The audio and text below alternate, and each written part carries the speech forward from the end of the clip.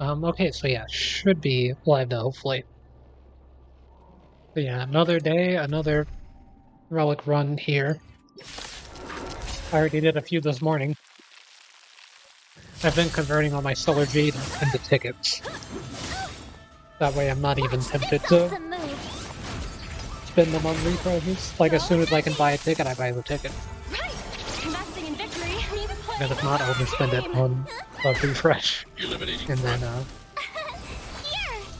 be depressed whenever I don't get a playable relic for the 18th time in a row. Yeah, let's get some good defense percent shoes and maybe I think HP percent circlet would be pretty good as well. Annihilate. For the dot set. I mean, my Topaz has 3700 HP. I don't know if that's after Clara buff, or not Clara, Bailu buff, or before. But, it's kind of bad. I also want to do... We're going to be doing the story quest some more, the Trailblazer Continuance, and I also kind of want to maybe look at making a tier list for the game finally, because I saw someone making one earlier. I thought that it might be fun to do. I've used like the tier list maker for other things, for like the randomized stuff, but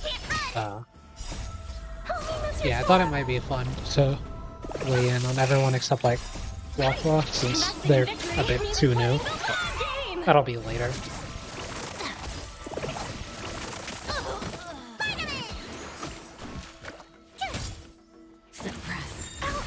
And I did have like, I've been thinking about it for a while, because like I had someone ask me about like Silver Wolf value and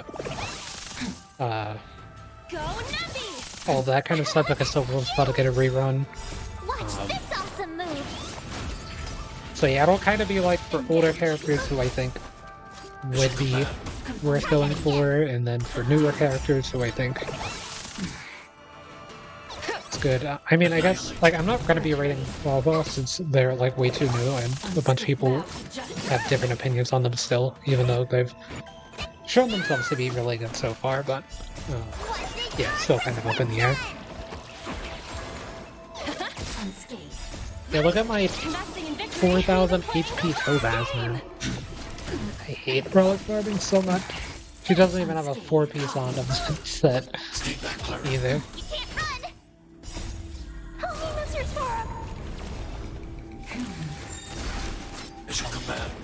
Apparently Clara is really good against these because she has self-cleanse, which I guess makes sense, but whenever she doesn't self-cleanse, she's just kind of stuck there.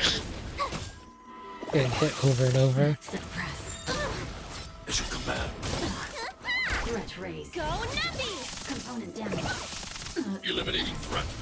Getting stunned for 2 turns is kind of rough, though. Also, they've added some of the new enemies in some of the other areas, because I did a world clear today, because I was a bit bored. I was trying to call someone, but I had to wait, so I just fought every enemy in the game while I was waiting, as you do. I can bring that one up. For Kafka. Per chance. Kafka's also not on a 4-piece.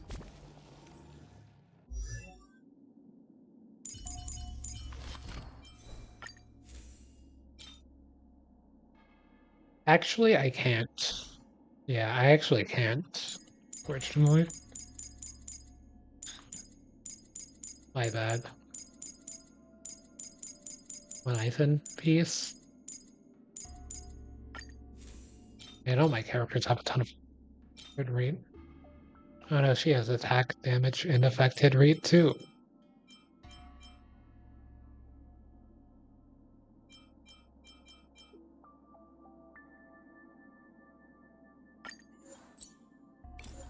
What is this gonna roll?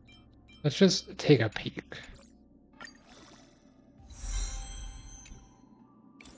Okay, we're talking.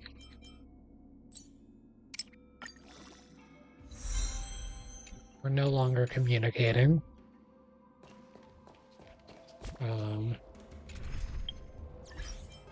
Nameless Honor. Oh, probably spending Trailblazer power. Yep. And I still got to do Echo of War this week and all that kind of stuff too. But yeah, that's my house now. Like over here, this is where I live in Star Row all the time. Anyway, let's do the Trailblaze continuance for a bit. Should I do that or should I do the tier list first? Because the tier list is just a quick thing to do. I gotta get in a good area for it, though. Let me go to the parlor car so that way I can have some background music.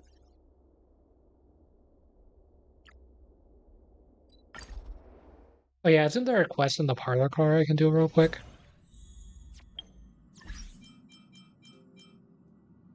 We'll do that first.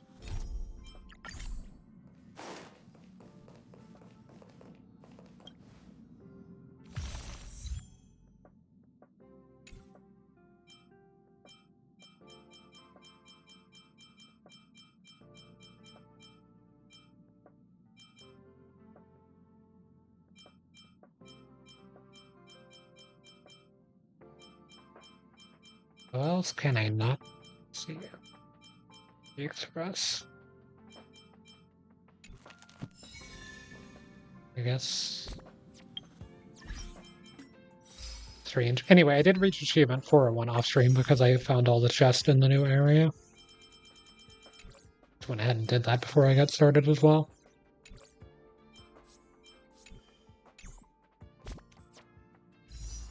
Yeah, as you can see, I'm at 7 tickets. I mean, maybe I'll do a 10 pull on the light cone banner. I don't know. It'll feel really bad to pull that light cone because I've already got 2 5-star abundance light cones, so I'd rather not. But I do kind of want to get Trin to the Universal Market just so that way I can have it on my account. Like, it's not even that good is the thing. Like, I could technically run it on Gepard in the Kafka team, but it's just not worth it over what I've already got on Gepard anyway. Like, this Lycone's just so good. And it's only super position 3, like it's S5, it just pops off as well. Even further.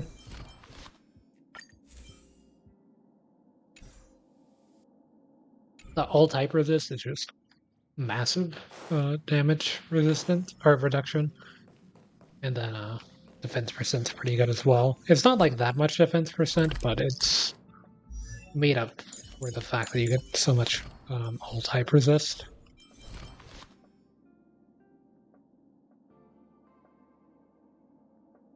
It's only 20% defense percent. Like compare that to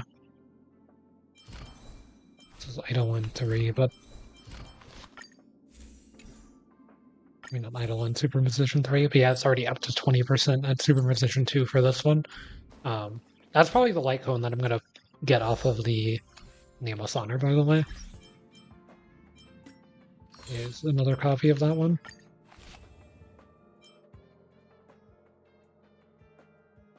I'm either going to get a copy of the Preservation one or another Harmony. Either one of those. Maybe Nihility, actually, as well.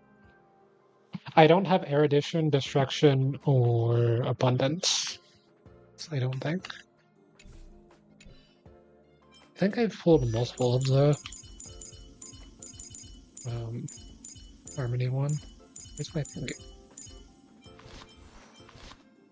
Yeah, I have this at S2. For some reason, even though I never play Tingyun and I never use this light cone on anyone else, I do have it at S2. Do I have the Destruction one? I don't think so.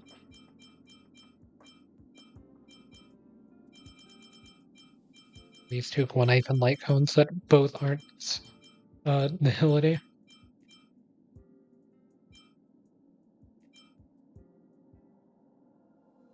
Yeah, I don't know. Maybe I could make a light cone tier list too in the future. I don't really look at the light cones too much.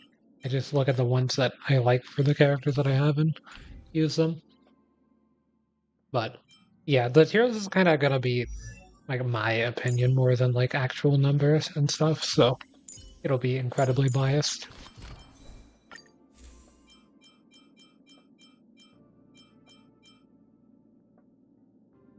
have this in existence on my account. I kind of want to run this on March, by the way, or something like this on March.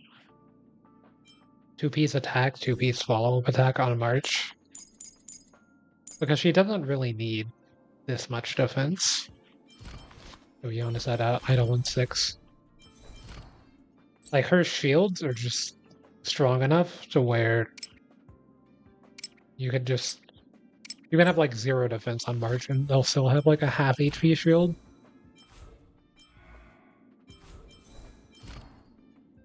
And on Clara, that shield's never breaking anyway, because she has a bunch of damage reduction and stuff.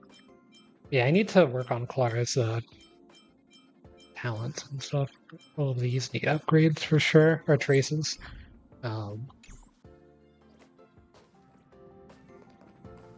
Do we want Spacewalk in the background of the tier list, or do we want something else?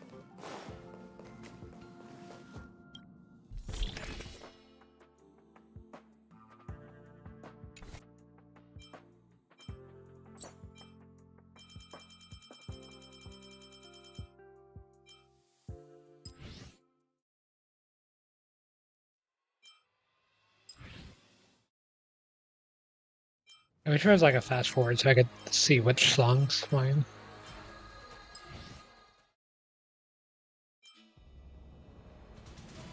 I don't know them off the top of my head.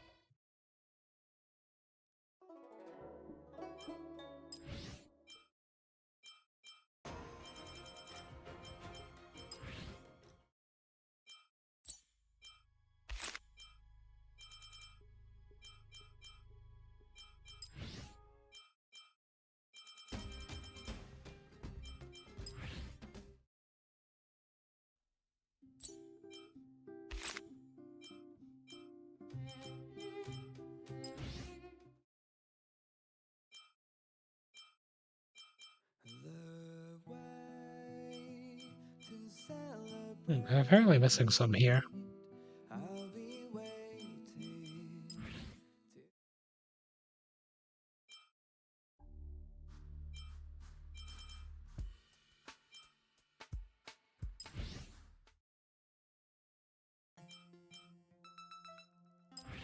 No, not.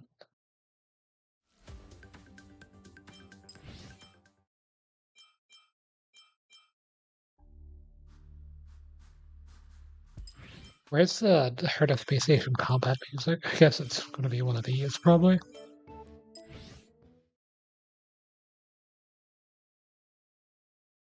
I kind of like Salty Moon.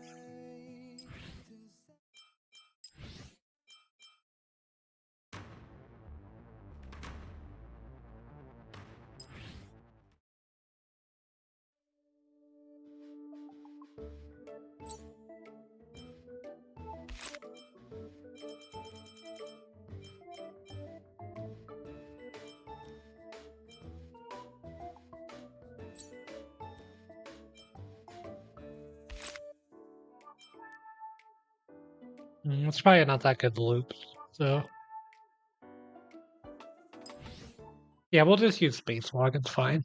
So yeah, let's do the easy, free farming content. What's on this screen? Okay, that's that screen, that's not the right one. This one? Okay, good. I already have the window pulled up. Yeah. So, we're at this many tiers. I think I can do it within this many tiers. But I'll probably rename them to,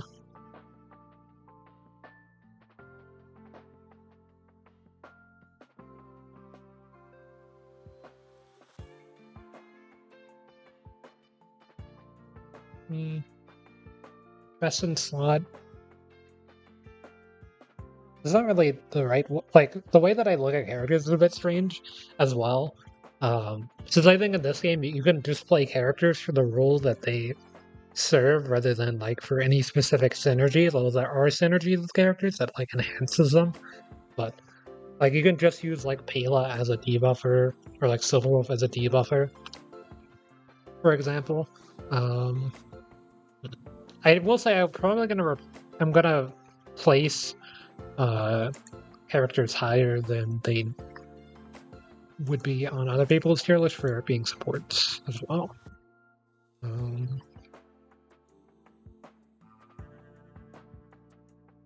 Least. Yeah, I haven't looked into what too much. Like, I mean, I've looked into stuff, but not any of the released stuff. We'll use female for the Fire MC, by the way.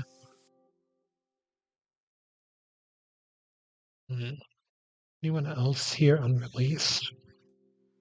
I don't know why they have these three on here like that. I mean, I guess these are Hanya's at least releasing pretty soon. Shui is like a little bit further off, or however you say it. I think that's close. I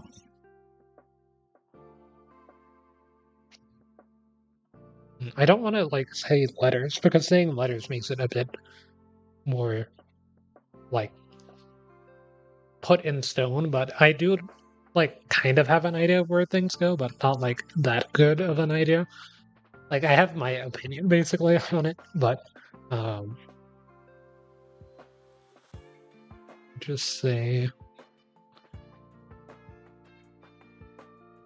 no, not flexible, because there are going to be some people that are flexible and other ones. Here, you know what? We'll just use this for now. So we'll go over every character individually, I think. I'm just going to grab whichever one sticks out to me first, rather than go in any specific order as well. I'll probably try to order them within the tiers, too. So yeah, I guess we can start with Physical Trailblazer. I think they're probably C tier. So the thing with Physical Trailblazer... Here, I'm going to have to, like, pull up the statistics for me to see on screen, so that way I'm not just making up too big of numbers and stuff. So I think that Physical Trailblazer has like really niche uses. Maybe that's how I should say it. Does that turn off the music? Niche. Really niche.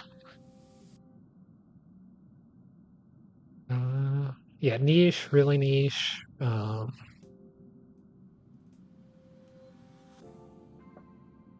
Build around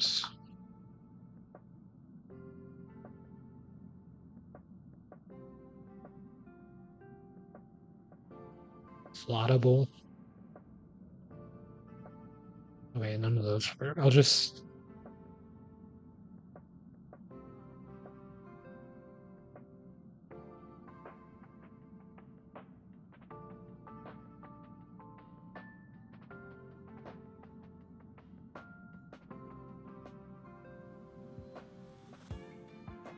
yeah, I'll say flexible for this. I think that was a good way of phrasing it, I guess. So, yeah, I think that the Physical Trailblazer is like really niche. They're like a slot in a team almost. Like you can put them in specific teams. I think that the teams are going to be ones where you already know that the enemy has a physical weakness, or like at least 3 enemies have a physical weakness. The thing with the Physical Trailblazer is that they're like not that bad skill point wise, which is kind of nice because I mean, if you're playing them for breaks and stuff, they're going to be a bit more skill point heavy because they're going to want to be using the skill version of their bat swing, which is going to hit up to 3 opponents, and then you're going to break all 3. Like, obviously, as a main DPS, the Trailblazer's not that great, the physical one, but as, like, a... as, like, a sub-DPS, I think that they have, like, a really interesting position. Since they're a destruction sub-DPS, they actually have a lot of self-sustain. They kind of work like how I think. Like, in my brain, whenever I see destruction characters, I always think of the destruction description, which, here, I'll just pull it up. For me, you can't really see it because I'm just showing the tier list, but deals outstanding amounts of damage and possesses great survivability, suitable for various combat scenarios. Yeah, like, that's what I think of when I think of destruction characters, because it's the definition.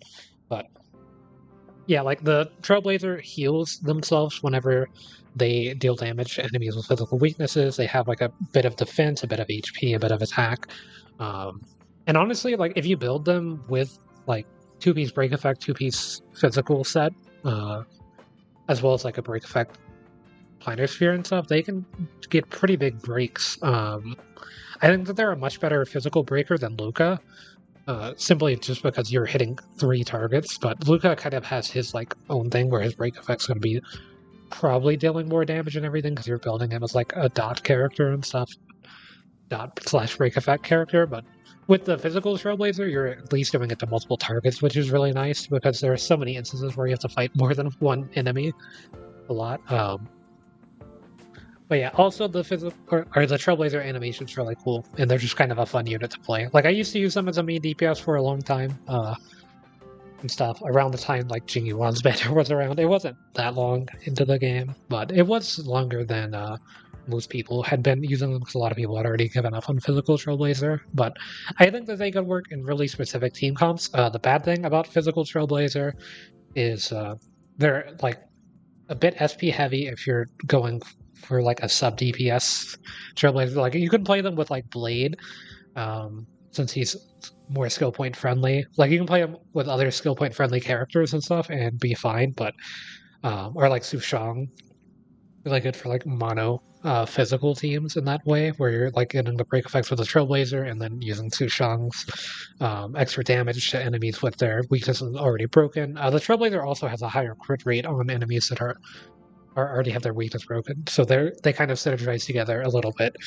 But yeah, I think that overall the physical Trailblazer is not as bad as people think, but still not that good. They just have like really niche scenarios in which they're honestly like not even that bad of an option. It's just like you wouldn't really want to use the Trailblazer anyway because you're probably having the Preservation Trailblazer on like another team slot, or whatever. But yeah, let's see who's next. I think we can go with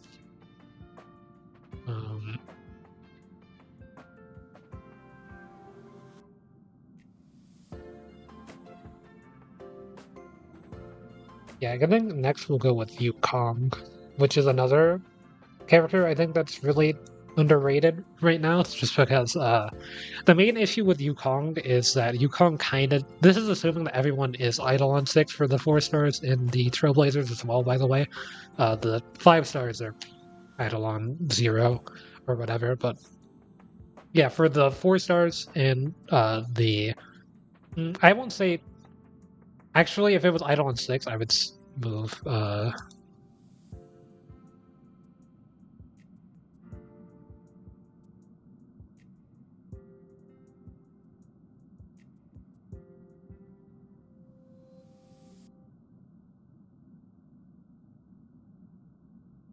So yeah, I'll keep it like that. So if I'm doing it like that, I'll move Yukong up 1. I think that Yukong before idle on 6 is like around here, probably like really heavy invest, but around here, if we're assuming that Yukong is idle on 6 for this tier list, just to make it easier to keep track of, because I don't have another copy of Yukong that I can mark as like idle on 5 and then idle on 6. If you don't know what Yukong's idle on 6 does, let me pull it up real quick. So I'm at idle on 5 myself, or idle on 4, so I'm almost there.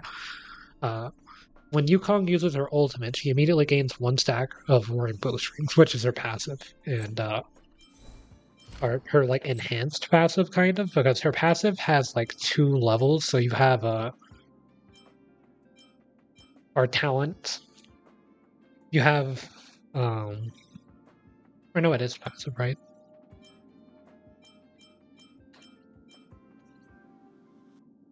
Or no, it's technically not talent or anything. It's just like a part of her skill. So whenever you use her skill, you'll deal, or you will like cast like an arrow on yourself, like it'll just shoot it in the air with Yukong, and it will give you a buff, a flat attack percent buff, which is really good. All of Yukong's buffs are flat, which means that they both don't scale off of any of Yukong's stats, so you can build her as like a really tanky unit, or you can build her as like a sub DPS if you wanted to go that way, and it wouldn't affect how much of a buff you're getting. But that also means that you can't really improve on them outside of just maxing them out. So kind of a double-edged sword in a way, because you can't get any better than what you already have. But you also can't get any worse. So it makes her a little bit easier to build. But yeah, so whenever you use her passive, you will like cast something on yourself, and it will activate, or will give you 2 stacks of roaring bowstrings, as long as you don't have any. If you already have any, it's not going to do anything. Or already have 2 stacks. If you have 1 stack, it'll go up to 2. But yeah, so what that does is the next 2 characters to perform an action on their turn. So if they use an ultimate in between turns, this does not count, but if they use like a basic attack or a skill, it will lose a stack.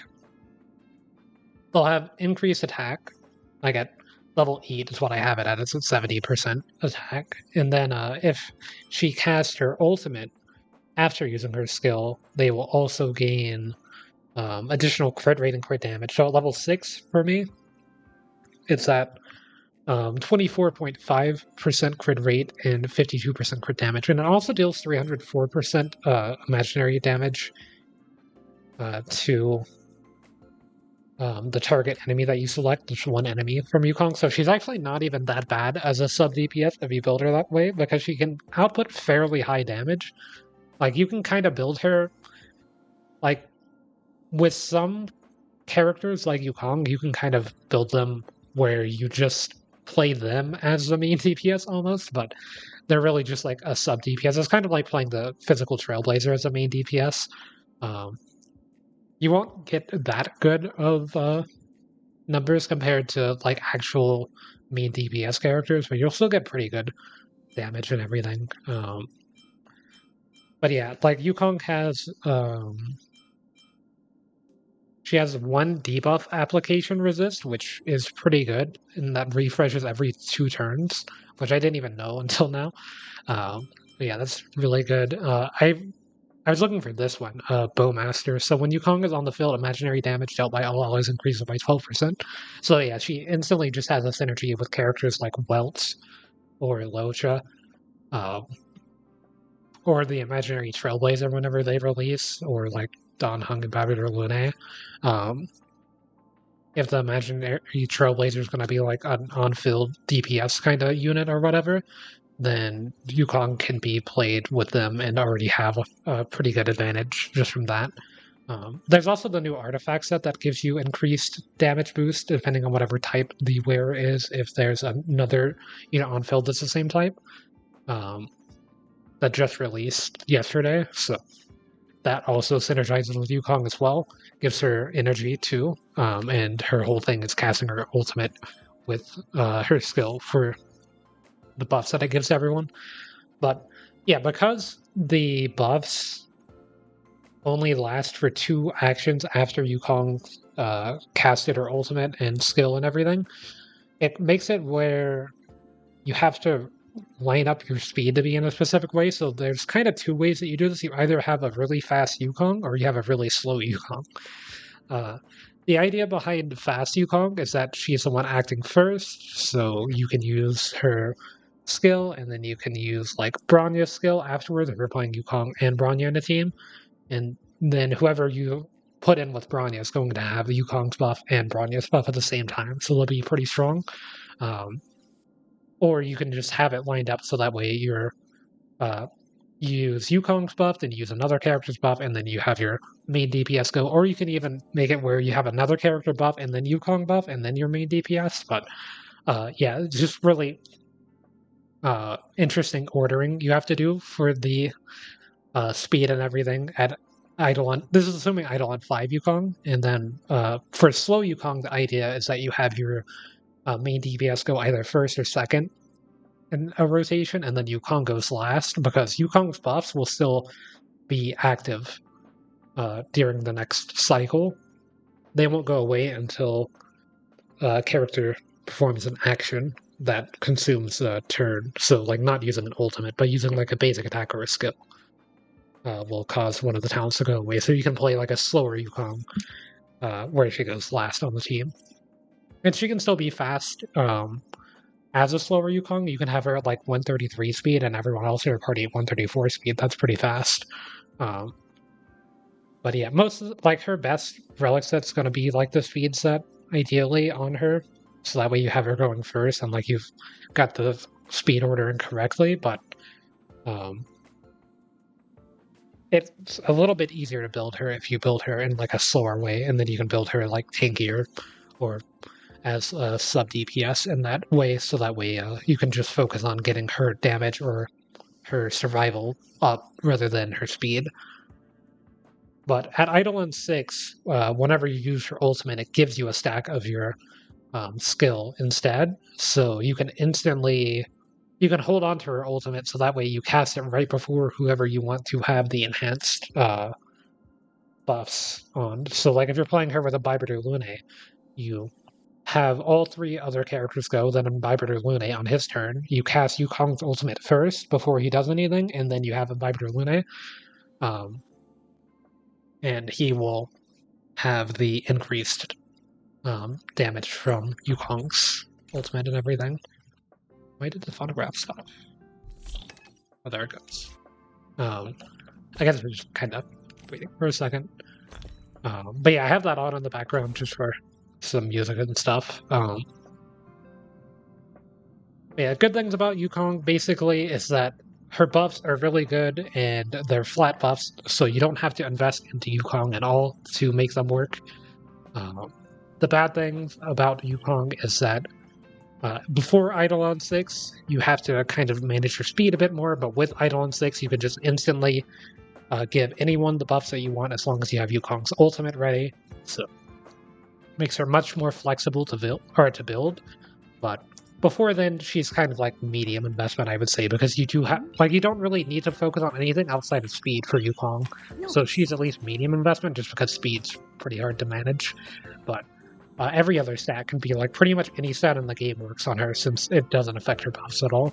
So you can either focus more on tanky stats or focus more on sub DPS stats for her.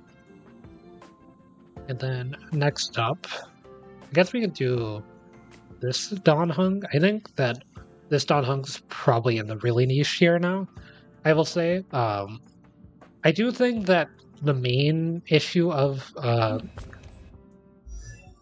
the old Dan Heng, the 4-star version, let me just go ahead and pull him up for me. So yeah, I have him on only Silence Remains, which isn't a good light code, it's just the one with his face on it. 142 speed, pretty bad crit rate and crit damage, but he doesn't even have like a Planisphere on right now. Eidolon 6.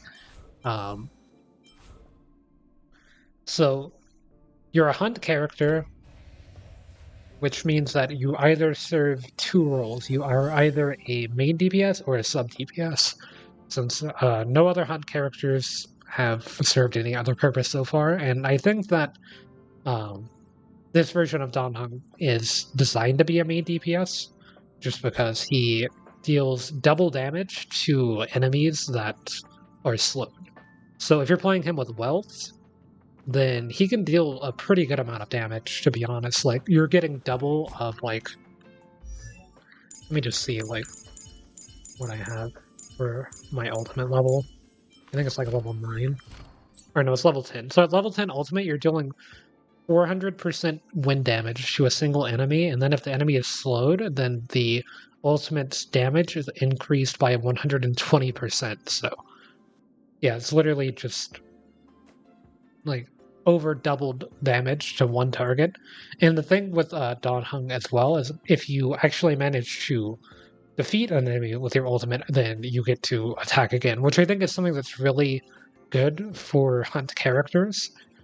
But if you do not kill or you do not crit, like crits are very important with this version of Dan Heng, then the enemy lives on, then he just goes down in value drastically. He does have a self speed decrease mechanic where if he crits someone with a skill, he will decrease their speed. And then his talent makes it where his next attack's wind resistance penetration is up, which means that he'll deal more damage to enemies, even if they don't have a wind weakness or if they're wind resistant as well, which is really good. But yeah, like he increases his own speed a lot, so he can attack pretty quickly, even without speed boots. But with speed boots, you can pretty easily get him to attack 2 times per turn, even without Asta or Bronya. And he really excels with characters like Asta or Bronya for their speed buffs or turn order manipulation, and characters like Welt as well. I kind of mentioned him. Like when I wanted to build Welt, I kind of wanted to use Dan Heng as like a main DPS alongside Welt, because Welt is going to slow and increase the damage taken on enemies after casting his ultimate, and then Dan Heng deals more damage to enemies that are already slowed. So they kind of synergize really well together. But yeah, the main issue is if you miss a crit or if you don't defeat an enemy, then its value goes down pretty drastically. And his like damage with his skill and basic attacks just are a little too low for how much investment you would need to even get like 10k damage on like a skill. It's going to take a lot of investment, and you'll probably need to like build around him already just to get that kind of damage.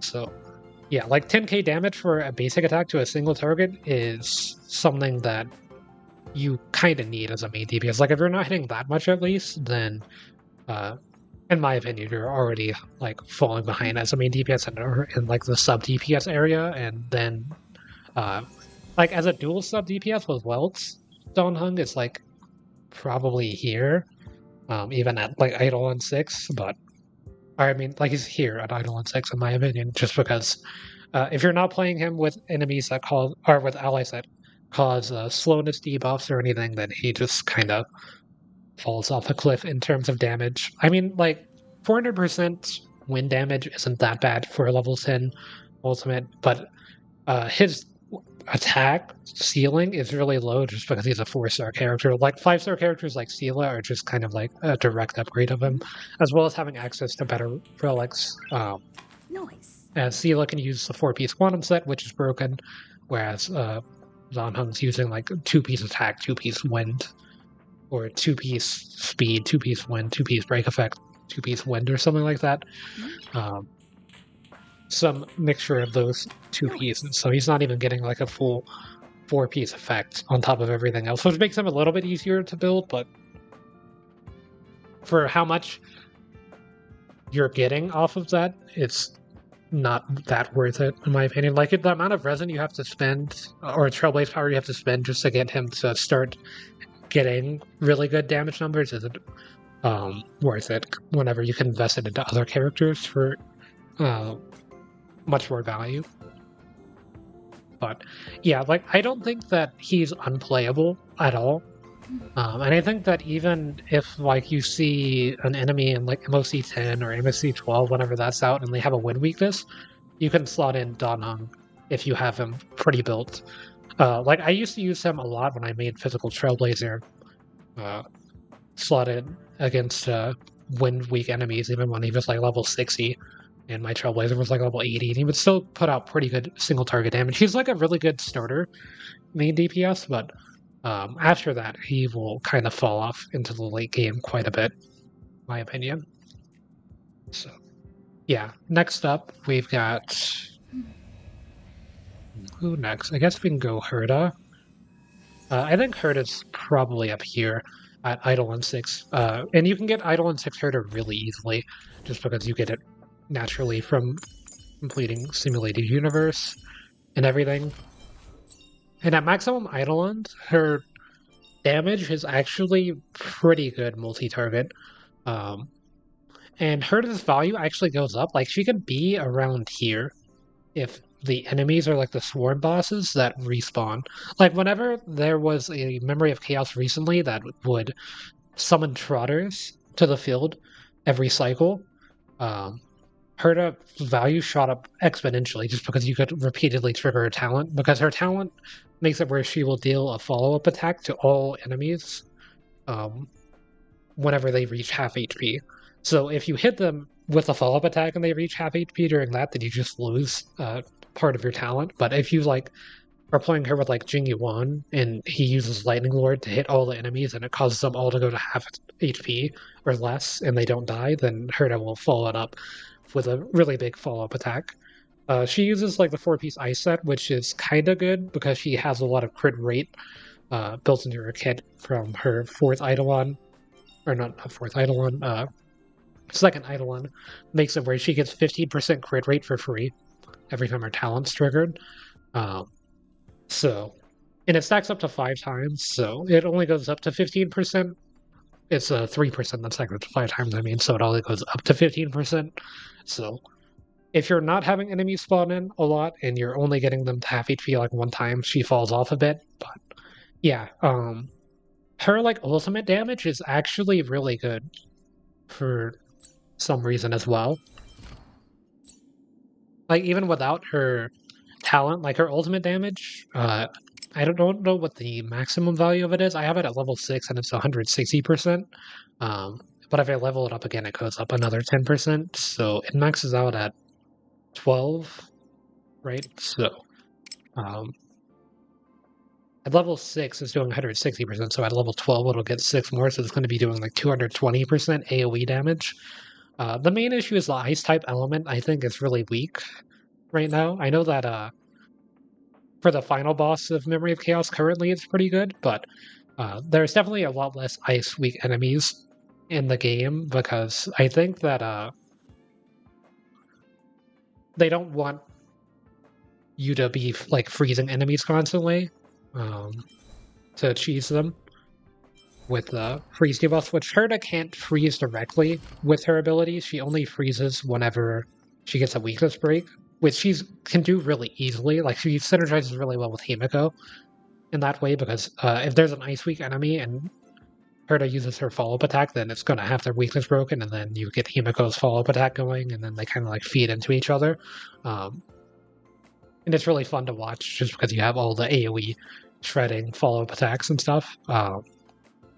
But yeah, I think that if you put time into Herta, she becomes really good. But she does or she's like a heavy invest character. She's not really like on the niche side. Like I would say Physical Trailblazer's on the niche side. She's more on the heavy invest character. I think that she's better than Physical Trailblazer though.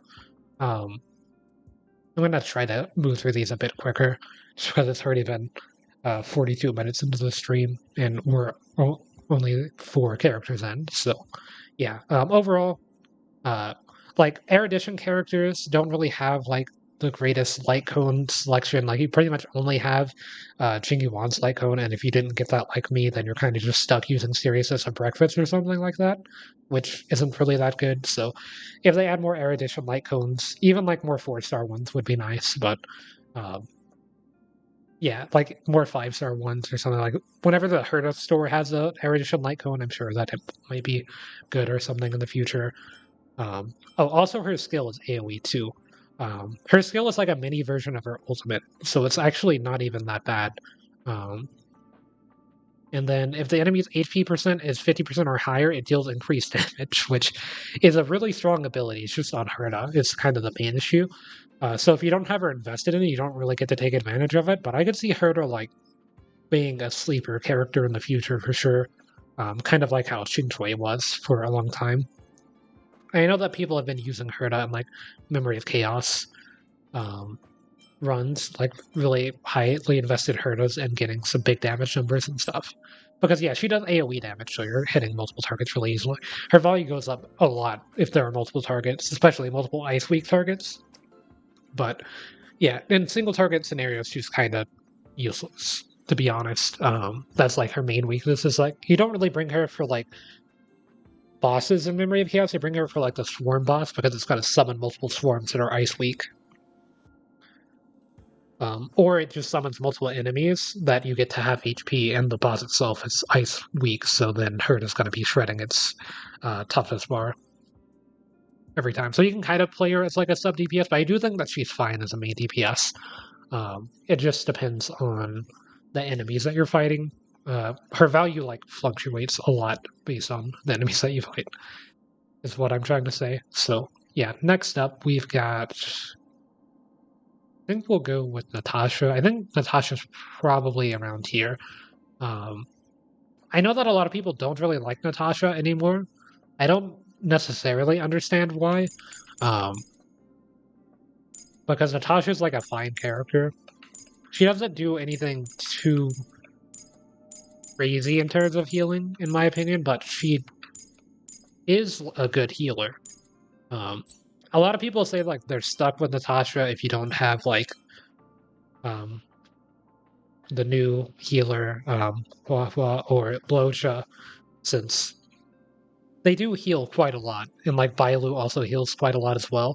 But I mean, she has a cleanse. She has self panic heal, which is really nice. Whenever she's hit and her HP is really low, she'll heal herself. Um, she has passive healing that's actually pretty good whenever she uses her ultimate. Um, or no, it's whenever she uses her skill. Um, but kind of like a big issue with Natasha, in my opinion, is that I have her at Eidolon 5, but her Eidolon 6 is a little bit useless. Like, it adds to her own damage a little bit by making her basic attack deal extra damage based off of her max HP, like 40% of her max HP. But I mean, the rest of her Eidolons are honestly pretty good. So you have, like, after being attacked, if the current HP percentage is 30% or lower, heal self for one time. That's pretty good. It's not a full heal, but it's a pretty big heal. When Natasha uses her ultimate, grant continuous healing for one turn to allies whose HP are 30% or lower. So you have passive healing for a turn. That's like 30% of her HP, so a little bit less than her, or no, it's equal to her panic heal. So yeah, it's still pretty good because you're building Natasha with a ton of HP. Her third Eidolon gives her skill extra charge or like extra levels. Her fifth Eidolon gives her ultimate and talent extra levels, which is pretty good as well. And then her fourth Eidolon makes it where after she's attacked, she regenerates 5 energy. And her ultimate is how much energy? 90. So yeah, you just run her with like an attack percent rope. That will give her like 20% extra energy recharge. Whenever it's maxed out, so you get 6 energy just from her fourth Eidolon every time that she gets hit. So you just put her next to like a preservation character or a destruction character, someone who's more likely to be attacked, and she'll charge up her ultimate very quickly. But yeah, the main issue with Natasha is just like physical typing. She only deals single target damage if you're playing her in a team with another single target damage dealer. She's like a bit worse. Like if you're playing her with like Yanqing or Seele, she has less value. But I mean, you don't really even play her for her basic attack damage. It's just like extra chip. But the extra chip is kind of bad if you're just looking at the value of the chip damage itself. Like it's just not really worth it if you're having a solo healer. But yeah, if you have someone that really needs to not get stun locked, like Jing Yuan, then she's gonna be like a fine healer for that, for sure. I think that she's a little bit better than Bailu for general use, but Bailu has like really specific use that she's really good for that I'll get into when I talk about Bailu. But yeah, her healing's gonna be less than other healers because she's a 4-star. She was only 4-star healer, and then they added Lynx. But yeah, she doesn't really do anything too crazy, so that's why I'm just like putting her in like the mid tier. Because she doesn't like she's kind of a low invest character, but she's not really like as slottable as other healers, in my opinion. If you have other healers, like if you don't have another healer and you just have Natasha, then she's fine. Or if you just have 2 healers and your 2 healers are Natasha and Bailu, then you just use Natasha on the other side and you'll be fine. My opinion. Like, she does her job well enough. I don't think that she's bad. I don't think that there's anything that she does that's, like, particularly outstanding, outside of the fact that you can spam her ultimate a bit easier than some of the other healers, if you have her 4th Eidolon. At least, and this is assuming Eidolon 6 for these characters, for the 4-star ones. And then next up, I guess we could do Luka. I'm trying to do, like, some of the 4-star characters for now, and then I'll start talking about some of the 5-star ones. But I think Luka is in the really niche. I think that he's a little bit... Yeah, I think he is a little bit better than this version of Dan Heng, but not by too much.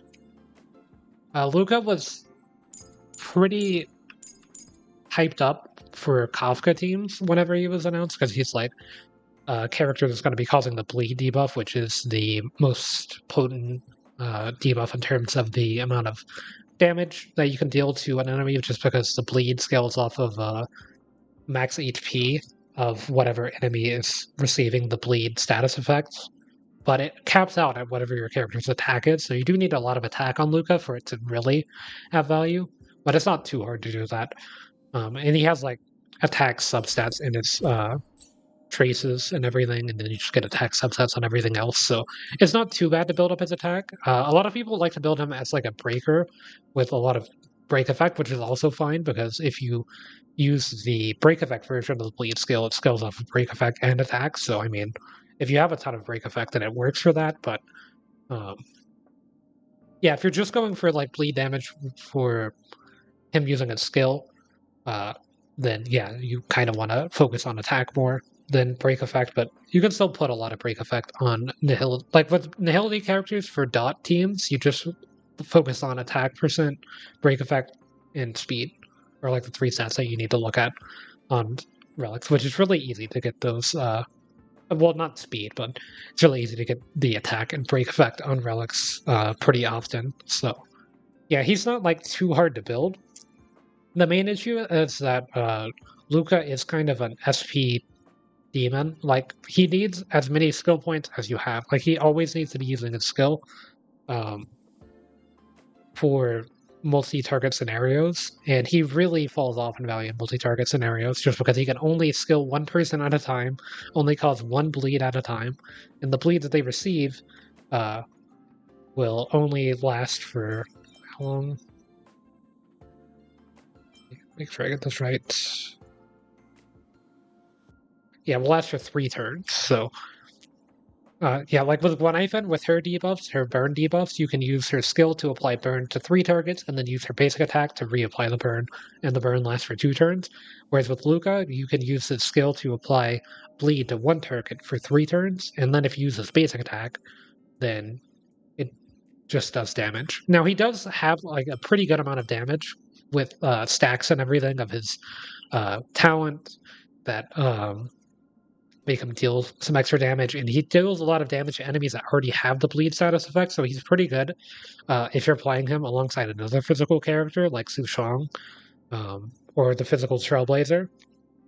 But yeah, there are much better options. Like, I think if you're playing a break effect character, you just use the physical Trailblazer instead, and if you're just playing a character for dot effects, you just use Guinaifen or Sampo instead, as they're much more flexible with their SP, and they also are more effective against multiple targets anyway. And Kafka is going to be someone that you're playing in a dot team, and she's more flexible around multiple targets as well. I mean, she does good single target damage too. Like, she's fine with Luka, but it's just Sampo and Guinaifen are significantly better options in my opinion. Who's another 4-star to talk about? I guess we can talk about Hook. I would say Hook has gone to really niche. I used to think that Hook was a little bit better than she is. You can get quite a lot of damage off of Hook. For single target damage and stuff, like her ultimate deals like 380% single target at level 9. So she deals around the same damage as Dan Heng, and that also makes it where you can use her skill with an enhanced version that deals AoE damage, which is really good. And then you also get burns with Hook, so you can play her in dot teams, but she's like not that good in dot teams. She's a little bit worse than like Himeko in dots. Like, Himeko actually has AoE damage consistently for dots, whereas with Hook you just have one target unless you use your ultimate, and then you get to use multiple targets. So I mean, like, you can give her energy recharge on her route to try to get more ultimates, but I mean, even then, it's not worth it. Like, I think that she would be really good with someone like Hua Hua, with the energy recharge that you get with her. But yeah, like, she's a pyro or like a fire DPS character. And there's just other alternative fire DPS characters that you could run that are significantly better. Like, you have Himeko for AoE situations, and you have Topaz for single target situations. I mean, even Topaz has pretty good AoE damage, just because as long as you defeat an enemy or like are using multiple follow-up attacks, then you're just getting Numby to keep attacking over and over again.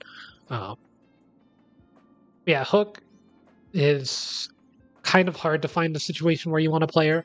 The nice thing about Hook is that she has 35% chance to resist crowd control debuffs. Let me look at her items really quickly. Burns increased. Skill duration.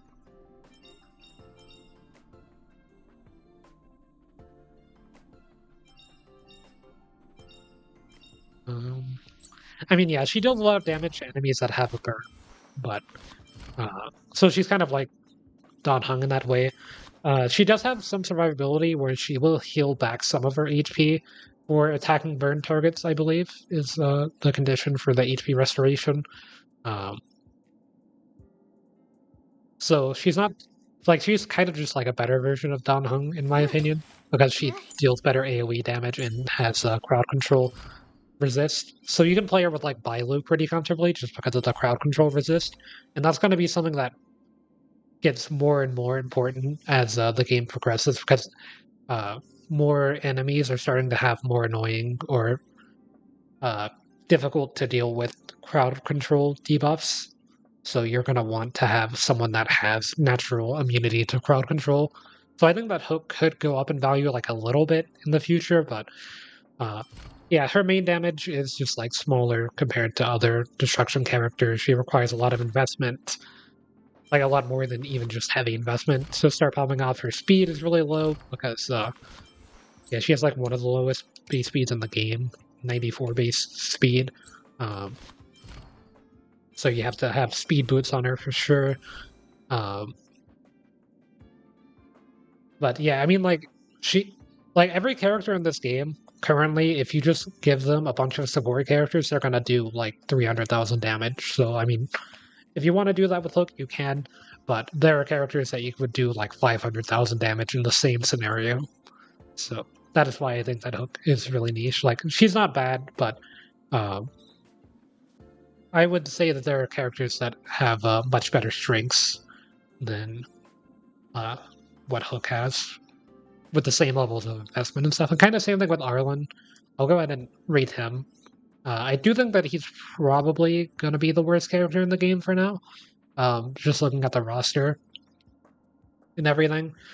The main thing with Arlan that's pretty good is, once again, crowd control, debuff, resistance, and cleansing. He can cleanse himself from debuffs. I believe he has debuff resist, right? Yeah, he can resist dot debuffs by 50%, specifically. He does have a self-revive at Idle 6, I believe, right? Double check that. Or Idle 4. When struck by a killing blow after entering battle, instead of becoming knocked down, Arlan immediately restores his HP up to 25%. This is automatically removed after it's been triggered or after 2 turns. So yeah, he does have a revive, but it's something that's kind of hard to play around for its value.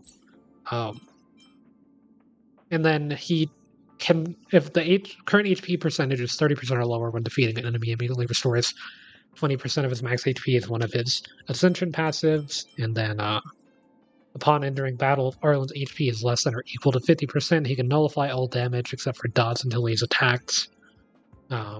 Is a pretty good ability, but the main thing is in Memory of Chaos, you can't really cause yourself to be at half HP when entering combat, because there's currently no way to lower your HP before entering a battle in MOC, because you can't eat food before going into battle in Memory of Chaos, because that would be a bit strong, as you could just give yourself food buffs. But on MOCs levels 1 through 5, you can actually take advantage of this and clear it with Arlan. I mean, he does fine there. Like, I think that his personal damage is okay. He just doesn't really specialize in anything, and everything that he does specialize in is irrelevant for Memory of Chaos, or not sufficient enough for Swarm Disaster, because he'll just get one shot because you have to play him at low HP. If you don't have good enough sustain.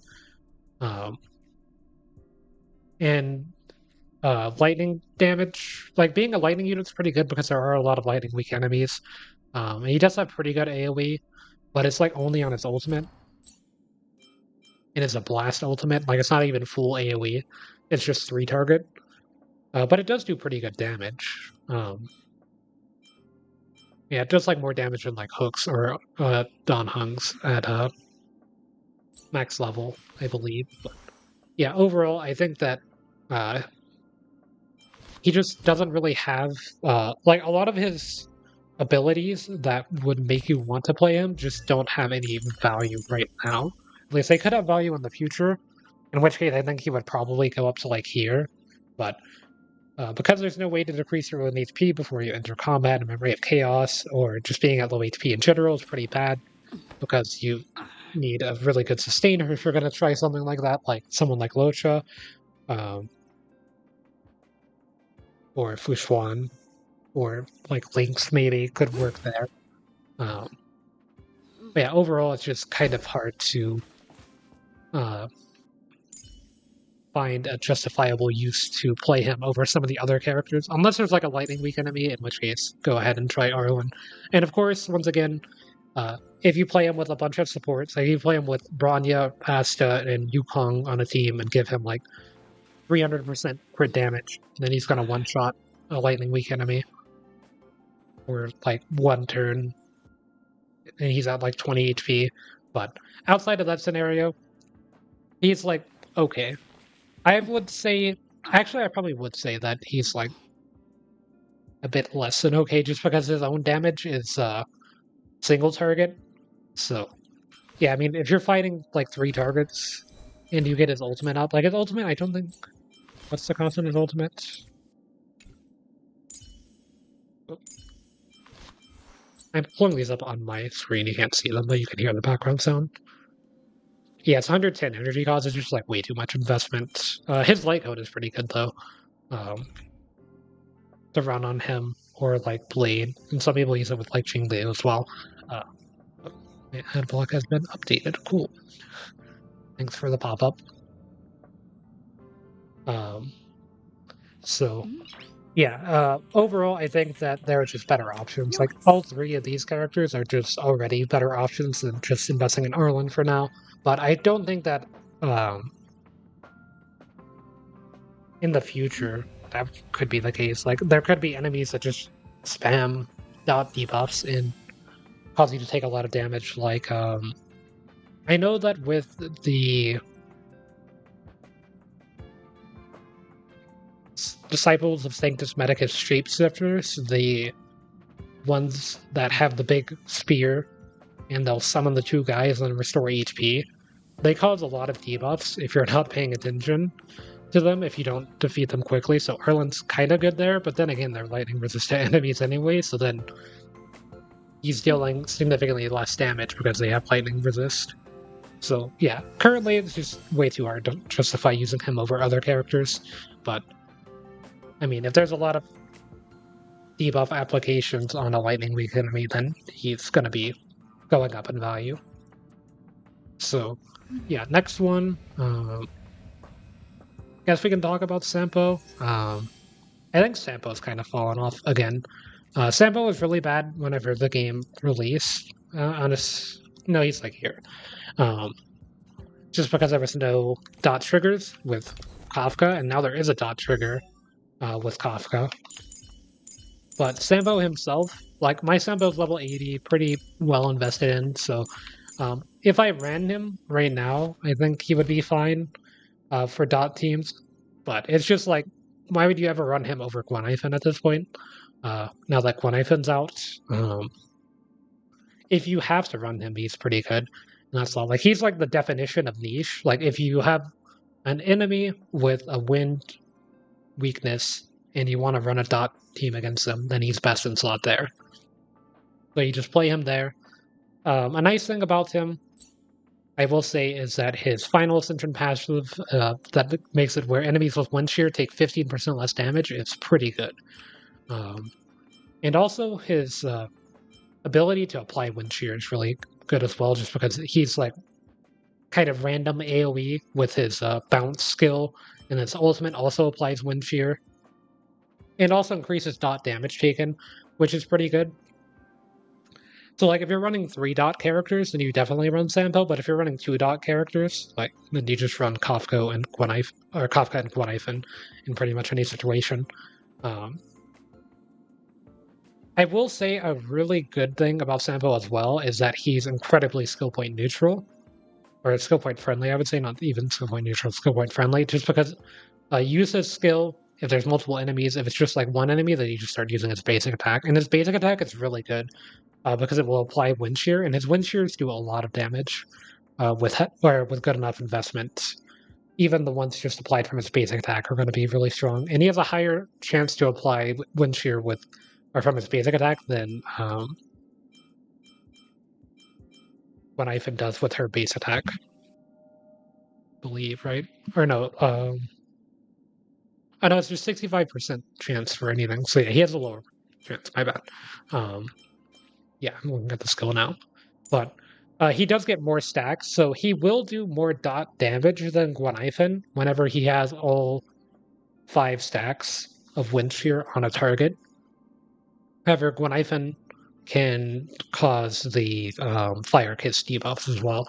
Like, you can play Guinaifen at teams that aren't dot teams, whereas with Sampo, you pretty much just have to play him in dot teams, as his own damage is so heavily dependent on dots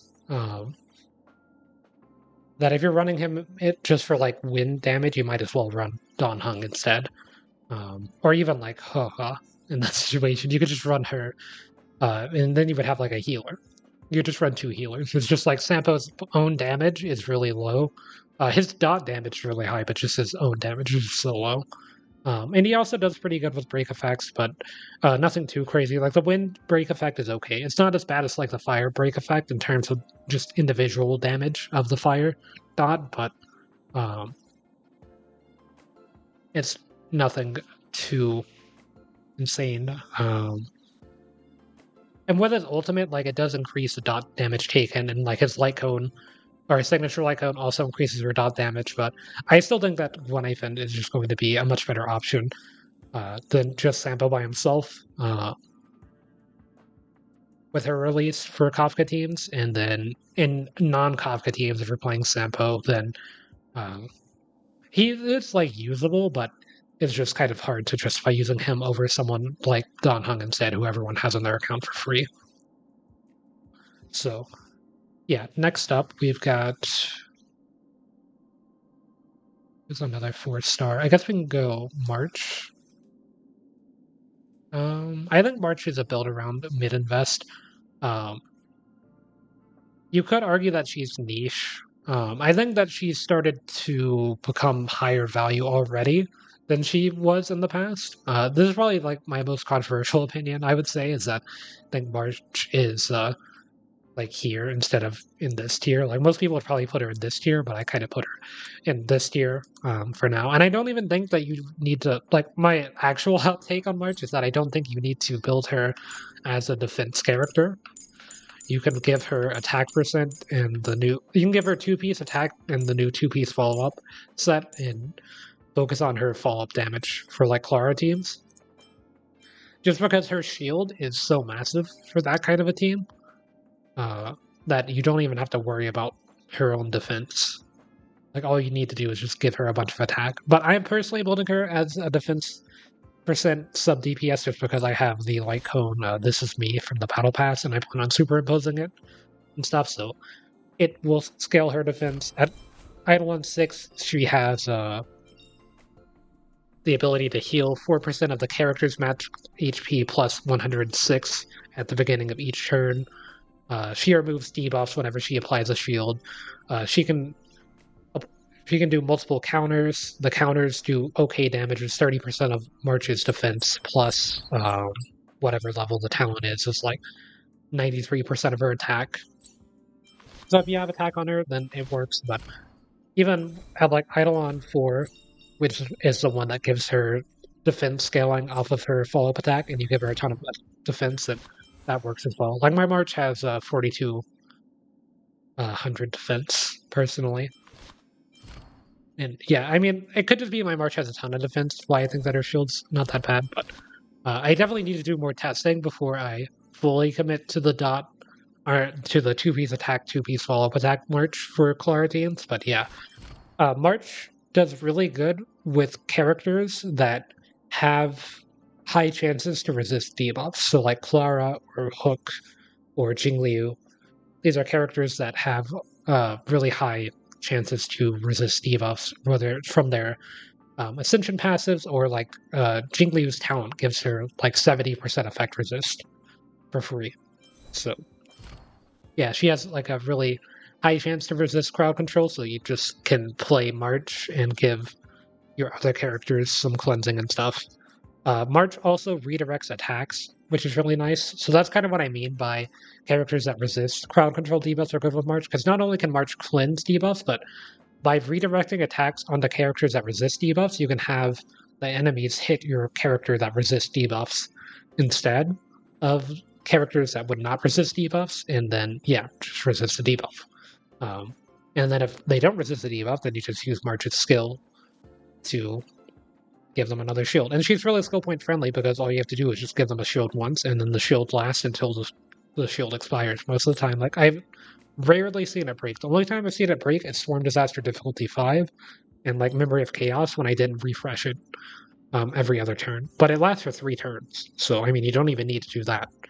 If you're playing her with Clara, the shield is never going to break because Clara has damage reduction, like a lot of damage reduction built into her kit, so it's just not going to break with Clara if you have good enough defense on March. And even if it does break, then it's still got the attack redirects into Clara to trigger her follow-up attack as well as March's follow-up attack. And March's ultimate is interesting. So the thing with March's ultimate for non-Clara teams is that it is kind of what makes her good enough to sustain you in the early game. Like, I don't think March is a solo sustaining unit. I think that March is like a slightly less than solo sustaining unit. Kind of like I think Natasha is less than solo sustaining. So what I think is really cool about March as well is that whenever you have a unit that can't solo sustain and another unit that can't solo sustain and you play them together, then you have to run 2 sustain and lose out on a bunch of damage, but you can run them together and they work just as good, if not better, than a solo sustain would in that situation. You are losing out on damage, but if you're playing like Jingliu and you're running March and Natasha, then your team's not dying anyway, and your Jingliu is doing so much damage because Jingliu is broken that it doesn't really matter that you're not getting a bunch of buffs on your characters. So yeah, I think that she works really well for those situations. And like Bailu, I don't think Bailu is a solo sustainer either. I think that March and Bailu have like the greatest synergy when it comes to this because Bailu doesn't have a cleanse and March has a cleanse. So yeah, even though Bailu is not a solo sustainer if you're not playing someone that can cleanse, but if you're playing someone that can cleanse, then she is a solo sustainer in a way. But because like March is a sustainer and Bailu is a sustainer, she's technically not a solo sustainer on that team. They're both dual sustain, but yeah, of course, that's the main downside of March is that she is not solo sustained. You do need to run her with someone that actually can heal, unless you're playing Clara teams, in which case March is probably going to be enough to solo sustain. The main issue is AoE damage, but even then, like Eidolon 6 March is going to be healing. All you do is you see someone at low HP, and you have Eidolon 6 March, and you just give them a shield, and they'll heal like 12% of their HP without the shield breaking. And then you just shield them again. And yeah, March is really skill point friendly though. It's just that the enemy is dealing a lot of AoE damage, then March is going to fall off in value. But if the enemy is not dealing that much AoE damage, or you're just playing her with Clara, then it doesn't really matter, because Clara's going to be dealing a ton of damage, and March is going to be dealing a pretty okay amount of damage. But yeah, to get back to her ultimate,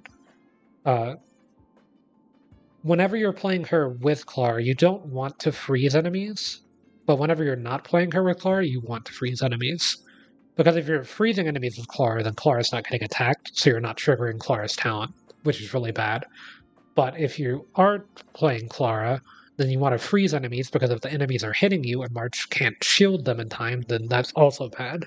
So you want to kind of have like two builds for March almost. You want to have one with high effect hit rate for non-Clara teams, and one with lower effect hit rate and maybe like more attack percent for Clara teams. It's kind of like a way that you can build her. She's really flexible in terms of how you want to invest in her, but yeah, she does need quite a bit of investment in either way. But honestly, her like, because she has like different ways that she could be built, I would say that she's mid invest.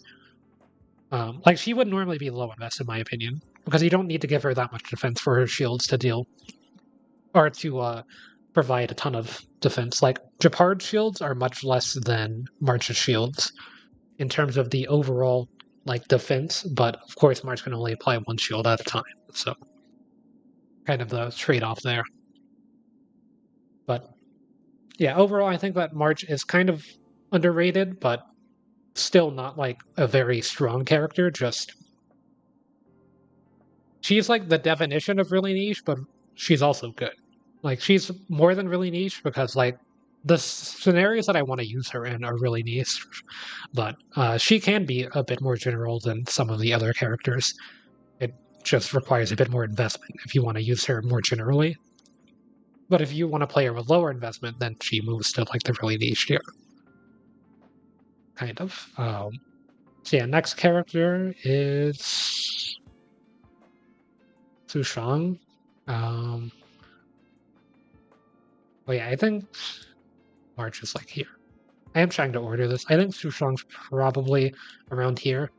Sushang is on the build around side of this tier, because I think that if you build a team around Sushang, then she's good. But if you're just playing Sushang to try to like slot her in a team, then she kind of falls off. She is a sub DPS, but if you build around her, she's a main DPS. But if you don't build around her, then you can play her as a sub DPS. Yeah, she's really skill point friendly. If you get a weakness break on an enemy, it makes her go fast, and then whenever she uses her skill, it will refund the skill point, or the skill point that you spent. She also just deals a pretty good amount of damage as a sub DPS. Like she's a sub DPS specifically for damage, or for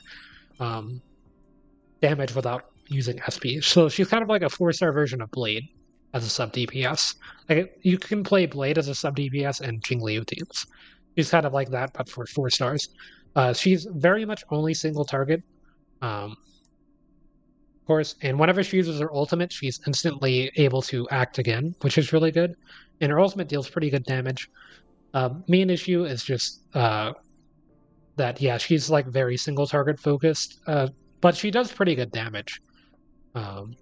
Or actually, I would say that she's probably like here, to be honest, because she does kind of require a bit more investment than most other characters to be good. But she's like the top of this tier. She's like either here or here, actually, I would say.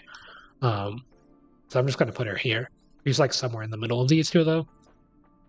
Because if you build around her, she's really good. But I mean, even then, there's like better options for physical DPS characters like Clara, who are just going to be requiring much less investment to get the same type of thing, so that Sushang would get a higher investment. But yeah, Sushang also is susceptible to crowd control debuffs by quite a bit. She's like the first character I've mentioned in a while that doesn't have crowd control resist, but yeah, she does make it where at lower than 50% HP, she's less likely to be attacked. And she's also a hunt character, so she's less likely to be attacked, which is good. But yeah, as a hunt character, if you're playing her with like Gepard, you'll run into the issue of her being too fast. Like Gepard can only apply his shields with his ultimate, so you need him to be really fast to keep up with the other characters, so he can keep applying shields. but she's like way too fast for Gepard because she gets to like 170 speed really easily. 170 speed or higher even, with like not even that much investment. So she actually synergizes really well with March. I forgot to mention this for March, but like if you're playing faster characters, then March also goes up in value because she can apply the shield on those characters whenever she needs. And the shield's strong enough to not break for hunt characters either. So yeah, you can make it where you can put the shield on the hunt character, and they're not even that much more likely to be attacked because they already start at a lower chance to be attacked anyway. But yeah, her own damage is pretty good. It's nothing too outstanding. It's good enough for a single target though. Like she's gonna hit 10,000 damage for a single target pretty easily, with her skill or with her ultimate. Whenever you're playing her in a build around team, so yeah, in my opinion, that's like a good enough threshold for her. I don't think that there's anything like too interesting about her, but she's not bad at all. Like I was like, this is like the pretty good tier. This is the okay tier. This is really good, cracked, and then OP tier. Kind of is another way that I'm viewing this in my head. So yeah, I would say that she's like pretty good. Next up for 4 stars, we've got Serval. I would say Serval's here. As an AoE damage dealer, she is an AoE damage dealer. Like, there's not really much to say about Serval. She does her job. She does it efficiently well. A lot of people wanted to use her for, like, shock dots, and she'll make it where the shock dots don't expire, which is good.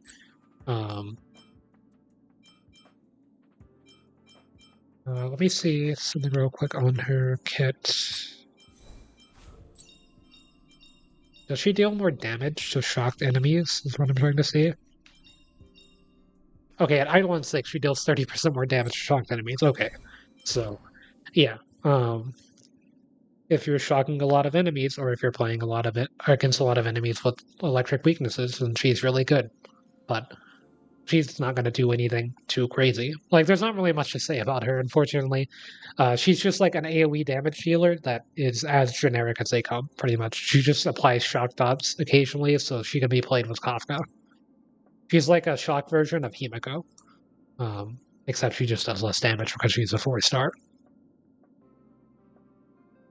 And she does have like a lot of crit rate substats in her traces. I guess it's really nice.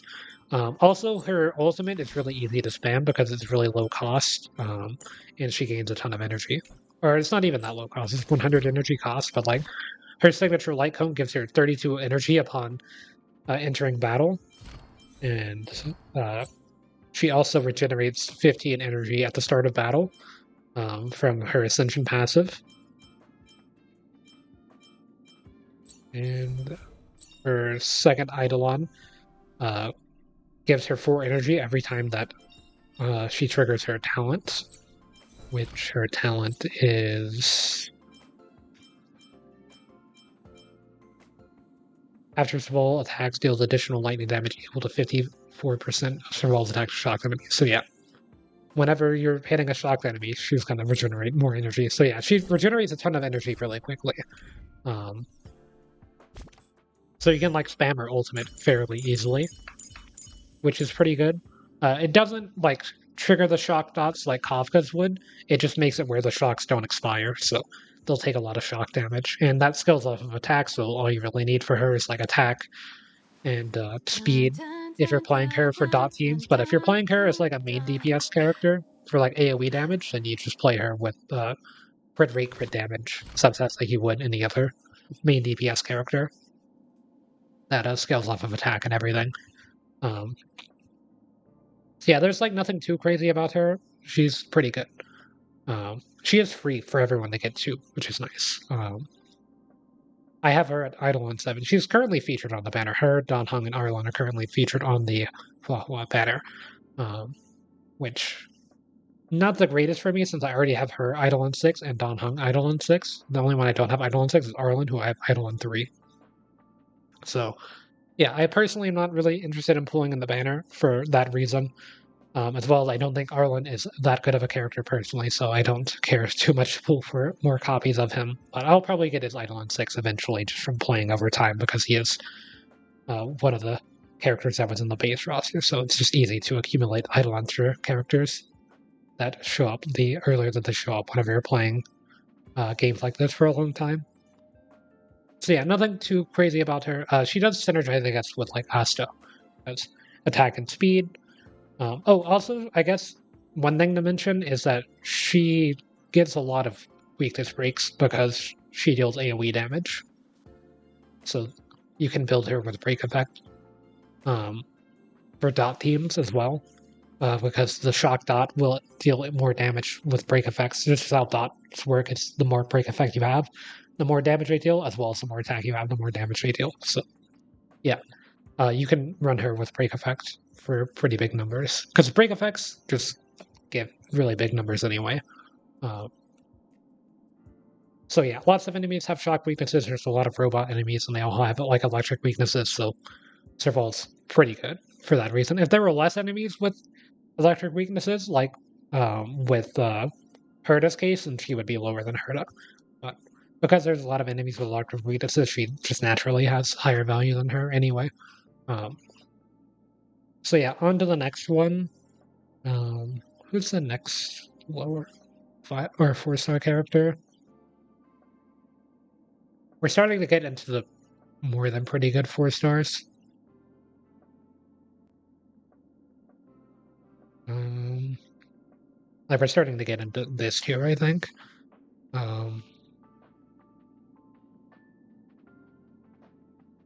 I guess the next one would be Asta, who I would say is around here. Asta is like the definition of low investment. All of her, she's kind of like Yukong, where all of her buffs are static buffs, so she will just give you flat attack percent with every stack of her passive, up to 5 stacks. Let me pull her up really quickly. She's really good at dot teams in particular because she gives attack and speed, and all dot characters really want are attack and speed. So yeah, she just directly synergizes with them. She can also cause a burn with her basic attack.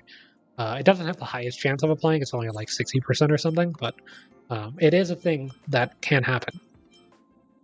Or it's 80%, and it will last for 3 turns, and it's deals fire damage equal to 50% of Asta's basic attack. So, or attack percent, not basic attack. And then when Asta's on field, all allies' fire damage increases by 18%. So yeah, she directly synergizes with Guinaifen. Because if you're playing a dot team, you're probably going to be playing like Kafka, Guinaifen, and then your 3rd slot is Asta, and then your 4th slot is any solo sustaining character, in my opinion. So yeah, outside of dot teams, Asta does lose like a little bit of value since she only gives attack percent, and a lot of your characters are going to have really high attacks anyway. And attack is a stat that falls off really hard, really fast. Because I kind of talked about it in the in the Topaz video about how you bottleneck stats eventually. So if you're just investing in attack, like you have attack percent boots, attack percent chest plate, attack percent plantar sphere, and then you're running Asta, her buffs are going to have less value than if you have like percent element damage, plantar sphere, crit damage, body piece, and speed shoes. Like if you're running speed shoes on characters, then Asta is going to be much better just because her attacks are a lot more potent, or her attack buffs are a lot more potent than they would be. Because like if you have 40% attack from attack percent shoes, and you're getting like 60% attack from Asta's talent at 5 stacks, then you're not really gaining that much more attack than if. Well, whenever you hit an enemy, then it's multiplied by like your bonus damage percentage and all that kind of stuff. You're not really getting as much value as you would if you had crit damage and you actually landed a crit instead of just focusing on like getting a really high attack. Like you can get like 5,000 attack if you're running Asta on your team pretty easily. on pretty much any character in the game, but at that point you're dealing like 60% crit damage hits, so then you're not dealing as much damage as if you had like 2000 attack with 200% crit damage or something like that. I do think that she synergizes really well with Jingliu for that reason, since Jingliu is someone who kind of bottlenecks crit damage, actually, because usually crit damage is what you use to make it where you're not bottlenecking your damage too hard, but with Jingliu, you have so much crit damage on her already because she gives herself a ton of crit rate and crit damage that you actually want to try to have more attacks, so that way you're not bottlenecking as hard. So they synergize really well together. Another thing with Asta is that she's skill point friendly after you use her ultimate. Every couple of turns, she regenerates energy really quickly, so it's not too hard to use her ultimate. And she makes your team go fast, so she regenerates energy in that way too. But yeah, whenever you're at max stacks, you cast her ultimate, then the turn after that, she won't lose a stack of her passive. So you're able to basic attack. Or if you're not at max stacks and you're at like 4 stacks instead of 5 stacks, and then you use her ultimate, you can use her basic attack next turn to then be at 5 stacks, and it won't decrease. Because every time that Asta is put on field, she loses 2 stacks of her passive, and then you have to use her skill to gain the stacks back. Because whenever she uses her skill, she'll hit like up to 5 enemies, and each enemy that she hit gives her another stack of her passive. So she's much better with multiple enemies on the field as well. And you can also run her with like tankier substats. However, I do personally build her as a sub DPS, where I have 148.5% break effect on her. So whenever she breaks an enemy's weakness, she deals like 30,000 damage. So yeah, you can build her in that way, or you can just build her more tanky, just because her buffs that she gives are not based on her own stats, they're just based on the level of the talent or skill that you use. So you can build her either way. But yeah, she's much easier to slot in teams than Yukong because she's not reliant on turn order or anything. So she's just like directly at least like 1 tier better than Yukong. Even at Idle on 6, Yukong is like a bit harder to play around than just using Asta. Just because with Yukong, you're giving yourself a lot of crit damage, and then it will start bottlenecking. So it's good to run them together whenever you have Idle on 6 Yukong. But yeah, Asta's just like much easier to build as well.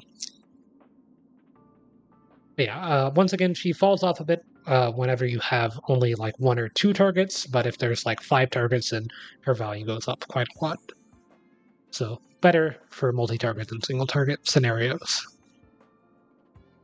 And then for that, Lynx. I guess Lynx is probably here. Yeah, Lynx has AoE cleanse. She can make it where whenever you heal someone, they're more likely to be attacked, and she gives them a little bit of extra max HP and heals them over time some.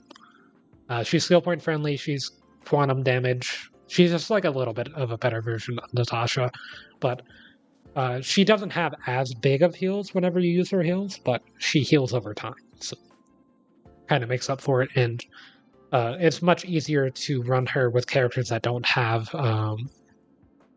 crowd control resist, because she's able to remove the crowd control debuffs on them a lot more efficiently than Natasha is. So yeah, she's kind of just like a little bit of a basic upgrade. I don't have Lynx myself, so I don't have too much to say for her. I just have like looked at her kit and watched her gameplay in other people's streams, or just during the trial whenever she was available to try out. So I do know a bit about her, but yeah, she's just like everything that I have to say about Natasha is kind of like the same thing for Lynx. Like they're pretty much the same. It's just Lynx is just slightly better, better element and better crowd control removal. So just a better soul sustainer. Or she's not even like soul sustainer. She's like close to solo sustaining, but not as solo sustaining. However, like you can run her alongside March, and then they're both like dual sustain. Yeah, being the quantum element's really good because there's a lot of enemies with quantum weakness for some reason. Like quantum and imaginary show up a lot for enemy weaknesses, and there's not that many quantum and imaginary characters, so it's really good to have that typing. even if you're not the one dealing the most amount of damage. So next up,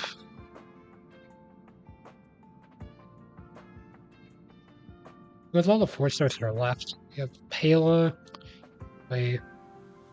Oh yeah, I did a physical Trailblazer, even though they're not a 4-star. I basically treat them like a 4-star mentally though, just because they're free.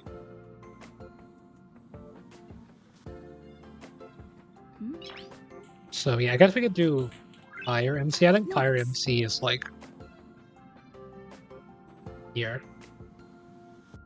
The thing with Fire MC is that they're really skill point heavy. Like, you have to use their skill every turn for them to have value, in my opinion. Like, if you're not using their skill every turn, then they just lose so much value. They provide like a little bit of a shield. They don't have that good of crowd control resist, so they will get... They redirect attacks into themselves, so they're really likely to be stunned as well. But they honestly deal pretty good damage for being around. They deal like really good multi-target damage as well, especially whenever they're using their ultimate and stuff, as it scales off of their defense. And they are a 5-star character, so they have like a bit more bulk than like March, but I do think that they're a bit worse than March, just because they're not skill point friendly at all. Like, the only time that you use the Fire Trailblazer's basic attack is whenever they have their passive maxed out and there's like one enemy left on field and you can risk not letting your other units die. But like for Swarm Disaster and stuff, if you're using the Trailblazer's basic attack like every other turn, then your team's just gonna die because the Trailblazer's not the one getting hit. They do have a lot of damage reduction and attack redirect, which is really good, but they're gonna get crowd controlled really often as well. So then you have to use a skill point to remove their debuff. So they're like just draining skill points. Like, every time that I use them, I have to make sure that I'm playing them with like Jingliu, or I think of another skill point friendly person like Topaz is pretty skill point friendly. Seele can be skill point friendly, kind of, and Clara are some examples. But you like can't even play physical Trailblazer and Clara because they just have anti synergy. So yeah, you have to play them with like really skill point friendly units. I guess like Blade, but Blade also has anti synergy because he also wants to be hit. So yeah, it's just kind of hard to find good uses for them, but they are good if they're like the only thing that you have on your account. But I do think that their skill point unfriendliness does hold them back quite a bit. I do think that they're much more easier to slot into teams than like the physical Trailblazer, though. So I do think they're a bit better than them for that reason. And then Guinaifen is probably here. You can kind of watch my Guinaifen guide if you want my like full thoughts on Guinaifen. But to like briefly summarize it, you can play Guinaifen as like a tanky unit with high effect hit rate, so that way she's applying her debuffs and everything and making it where enemies take more damage. You're like building her as like a support unit for non-dot teams, but if you want to build her for dot teams, then you just build her with attack and speed and effect hit rate, just like you would any other dot unit, in which case she's really good there. But you can play her in non-dot teams and still have a lot of value due to how good Fire Kiss as an ability is. And this is assuming E6 Guinaifen as well. My Guinaifen is personally E0, and even at E0, I'm able to comfortably clear Memory of Chaos 10. I use her in Swarm Disaster. I use her pretty much everywhere that I can, and she clears content really easily, alongside Kafka. Like, she's Kafka's best in slot partner at the moment, and it will probably remain that way for quite a bit. But even if you're not using it with Kafka, any character that deals blast damage, so like Jingliu or Clara, are also going to be really good partners for Guinaifen. And Guinaifen's also pretty skill point friendly. Like, whenever you use her skill, it will apply burn to 3 targets, and then you can just use her basic attack to reset the burns, instead of having to use her skill every turn like you would with Sampo, if there are multiple targets. And you need to like stack them up and everything with Sampos. But yeah, the bad thing about Guinaifen is that like she's... I'm trying to think of like what bad thing I would have to say about Guinaifen. She does okay Like, she kind of falls off a little bit in AoE situations just because she can't really apply her skill to everyone on field as easily if you wanted her to be skill point friendly, but then again, you could just start spending more skill points with her. Um, like, you just do a skill point on one side and a skill point on the other side and apply the AoE burn to everyone. I guess, like, her basic attack makes it where she has to invest a lot into affect hit rate. Um, so she's not really, like, a low invest, but she is a slot in team character. Like, you can use her in teams, like, with Qingque or with Clara, any like blast damage dealer unit is going to be really good with her, or even like single target damage healers. Like I use her alongside Topaz and Mono pyro teams just because her fire kiss debuffs are really good. I do think that she's a bit worse than just using Asta in those teams because Asta provides both attack and speed, whereas Guinaifen just makes it where enemies take more damage, and she applies like a dot to them, so they will take some damage over time. But yeah, she's like kind of a 4-star version of Kafka in a way, but she does have like her own unique value. So yeah, next up we've got Tingyun, who I would put in the flexible tier. First character there. So yeah, Tingyun's just really strong, provides energy whenever she uses her ultimate to a character of your choice, provides a lot of attack. She's really skill point friendly. You just give her a bunch of speed, a bunch of defense, and HP, and she'll never die. She only needs like 2300 attack. Whenever you've hit 2300 attack, then you've got enough attack for her skill to be giving a ton of attack to whatever, and her ultimate to give a ton of attack to whatever unit you need. The main bad thing about Tingyun, in my opinion, is that she gives attack rather than like damage boost. Well, I mean, she does give some damage boost, but it's like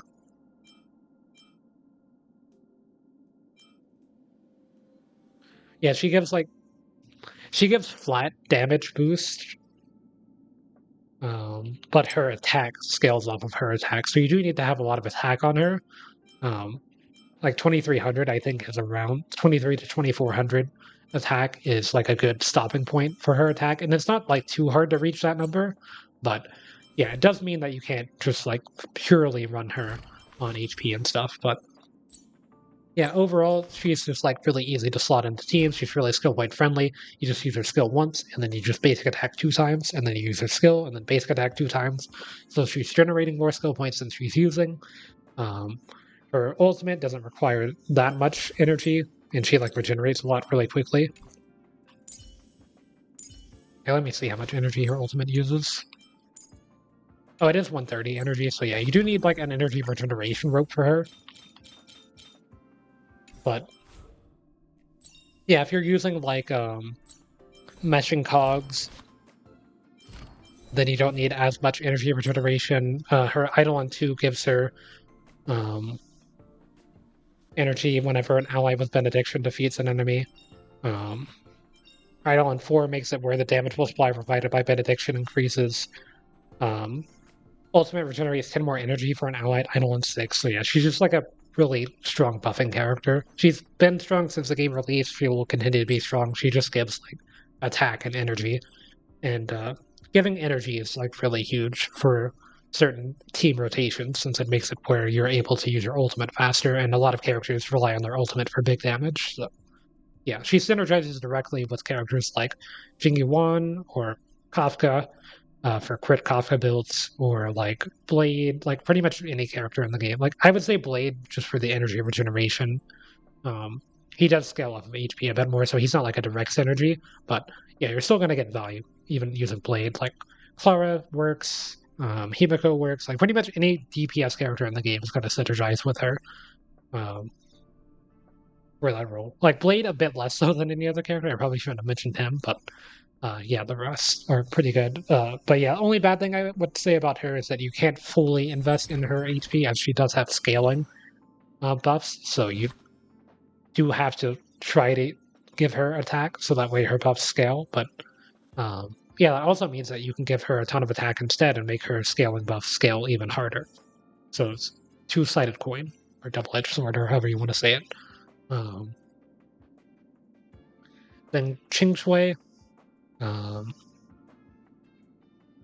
Idle on 6 Qingque, it's probably like here, not the lower part of here.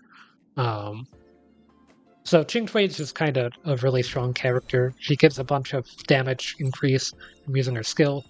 She's like the opposite of skill point friendly, so that's like the bad thing about her, but she deals a pretty ridiculous amount of damage with good investment.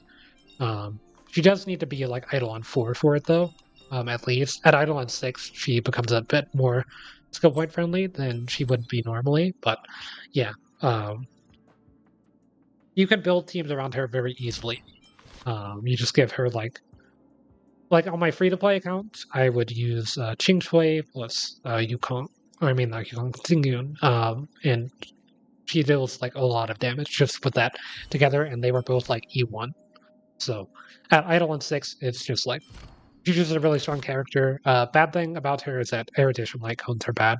The only good one is like Series is Breakfast and Before Dawn, and yeah, they're like not even that good. Like they're better than nothing, but yeah, there's just not really any good erudition like cones in the game right now. So that's kind of the main weakness of erudition characters that are holding them back. Plus, because they deal primarily AoE damage, their damage kind of scales down a bit more than other characters for single target scenarios, but Qingque just does so much damage, and she's a quantum character, so she has access to the 4-piece quantum damage set, which is a broken artifact or relic set. So, yeah, she's just like a really strong character just off of that alone. And yeah, for AoE situations, she's pretty much best in slot quantum. But for single target, like Seele is just like a better option. But it's like not even by that much. Or like Silverwolf could even be like a better option than her for single target quantum damage, depending on how you build Silverwolf.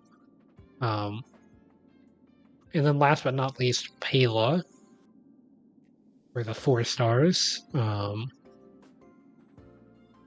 Where to put Pela? I do think Pela's like a bit too niche to be put into the flexible tier, but yeah, she synergizes directly with ice damage dealer enemies or characters like Herta or Jingliu or Yanqing, so instantly gonna be like the best in slot partner for them. She does AoE defense shred, generates a lot of energy, pretty skill point friendly. She does require a bit of effect hit rate, but after you give her effect hit rate, then you can just build her as like a tank character. She can use her skill to remove a buff from an enemy, which is really good. Luka can do that too, I forgot to mention. But yeah, she does only do it to one enemy as well. Same thing with Luka. So, something too crazy, but it's still good. My Twitch mobile died for some reason. Hopefully the stream didn't die. Let me check on the stream for a second. I can't actually see my stream stats. Oh no, we're fine.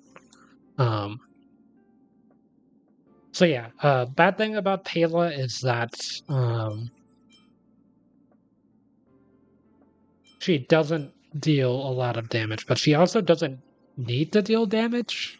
It's just like the bad thing about her is that she doesn't do. Like, I'm not saying that she needs to deal damage. She doesn't need to be a sub DPS to be good, but the fact that she doesn't deal damage is bad. Like, Tingyun at least deals damage whenever she's using her basic attack. It's not just because you have to scale her off of attack, but because you don't have to scale Pela off of attack, she's just not going to deal that much damage. Like, if you build her as a sub DPS, she's still not even really going to deal that much damage because her ultimate, like, barely scales off of her attack. But that's not even why you're playing Pela. You're playing Pela for the defense shred.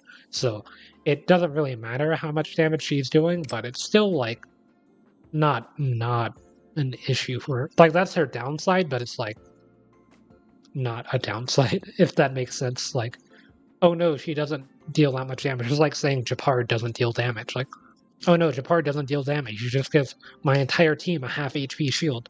Oh no, my Pela doesn't deal damage. You just removes the entire enemy team's, or like half of the entire enemy's team's defense. Like, it's not the worst problem to have, but it is a problem. So, yeah. In my opinion, that's why I would say that she's like a little bit worse than like Silverwolf. I would put Silverwolf here, but we'll get to that later. But yeah, honestly, like it's not too big of a deal. It's just like if there has to be a problem with Bailu, that would be the problem. And that's why I think that she's like a bit less flexible as well, just because you are basically running a character that's just a defense shred. Like you're kind of just running a light cone in a way whenever you're running Pela. It's just a really good light cone. If that makes sense. You have 3 slots and then Pela. So you lose out on a bit of damage than you would if you had like Silverwolf in that slot instead. And her like defense shred isn't as good as Silverwolf's, but it's also not bad. It's still 40%. It's just not 48%. So it's just like a nitpick thing. But you can also run her with like the Resolution Shines as Pearls of Sweat Light Cone, which will have a chance to ensnare enemies, further reducing their defense. And because she does AoE damage with her ultimate, then you're having AoE defense shred from her ultimate, AoE defense shred from the light cone. So, yeah. I mean, like, I just have to say, like, if there is an issue with her, it's that. She's really skill point friendly, really easy to build. Her ultimate's energy. She uses. I guess another issue is that she uses Silverwolf's Light Cone. So if you have Silverwolf and you want to run the Light Cone on her, then you can't. You can't really run Silverwolf and Pela in the same team. It's like another issue, kind of, but you wouldn't even really want to do that anyway. You know? So it's like not even that big of an issue. But yeah, if you're like me, this is like a first world problem. I think it's what it's referred to as whenever it's like a problem for like Americans, but not like country in like a lower economy nation. But like, yeah, I have Silverwolf's 4-star light cone before the tutorial mission start. It's Pela's best in slot, and it's also Silverwolf's best in slot. 4-star light cone. So, and I have Silverwolf and I have Pela, so I can't use it on both Silverwolf and Pela because you only get 1 copy. That's like another issue, but it's like not even an issue because it's just like you can just use another light cone. You can just use Resolution Shines with Pearls of Sweat on Pela and still be fine. But yeah, because of that, I'm actually thinking about getting Silverwolf's light cone on the next banner rerun, but that's also going to cause my Silverwolf's effect hit rate to go down the drain. But that's kind of a me thing. But yeah, Pela really good. Her issues are like not even that big of an issue, so there's just like nitpicks. But there's just like a few nitpicks. And I guess like she synergizes with ice characters really well, but like with other characters, she's just like a slightly worse version of Silverwolf unless you're dealing multi-target damage. If you're dealing single-target damage, then you can just run Silverwolf instead. And even if you're dealing multi-target damage, you can still kind of run Silverwolf and be fine. It just depends on your preference between the characters, like which one you have built more. So yeah, that's all the 4-star characters. Now these 2 are also 4-star characters, but they're not released yet, so I don't want to give my opinion on them. And I don't want to get into any other ways that people have seen some stuff on them, on stream at least, to give my opinions on them, even though I have seen some of that kind of stuff. So yeah, I guess we can start talking about 5-star characters. So let's get off the bat with Yanqing. I guess he goes here. I think Yanqing is by far the worst 5-star character in the game, and it's kind of like not that close. I think it's safe to say that, like, I don't even think that's a controversial opinion. Like, the thing with hunt characters is there's 2 ways that you need to approach being a hunt character. You're either a main DPS or you're a sub DPS. There is no other niche for hunt characters. However, Yanqing is perfectly in the middle, which is why he's bad. He does not deal enough damage to one-shot enemies, and therefore is not a main DPS character, even with high investment. Unless you get his random follow-up attack, in which case he will one-shot an enemy, and they have an ice weakness, and you're running Pela, and you have like 300% crit damage Bronya buff, and you're using Bronya on him every other turn, and you also have Gepard, so that way he doesn't get hit and lose all of his buffs. But yeah, in that specific situation, then yeah, he is gonna like one-shot an enemy, but like for general use, he's just so hard to build around. You pretty much need Gepard or March 7th with him at all times, so that way he doesn't lose his passive. And even then, like he's the definition of skill point hungry as well. You have to use a skill every turn, or else his damage is really bad, and he loses his passive anyway. He does give himself a lot of crit rate and crit damage, which makes it where you kind of just need to focus on giving him attacks. So he can work with characters like Asta pretty well. And he is an ice damage healer, so he does work with Pela really well. But yeah, single target doesn't do enough damage to be a main DPS compared to other hunt characters, and doesn't do enough damage, or it does too much damage to be a sub DPS, and requires too many skill points to be a sub DPS hunt character as well. Like whenever you're using Sushang as a sub DPS, you get to use her skill, and then it refunds you the skill point if the enemy has their weakness broken. Whenever you're using Yanqing skill, it's just using a skill point every turn. And if you're using its basic attack instead, you're just losing out on so much damage instead. So yeah, he's like perfectly in between main DPS and sub DPS damage and utility, so he just falls off really hard because of that, in my opinion. Like, I've tried to make Yanqing work. He used to have the relics that I have on my Jingliu, except he had a crit rate body piece instead, because you kind of need to give him a crit rate body piece if you're not using his ultimate every turn.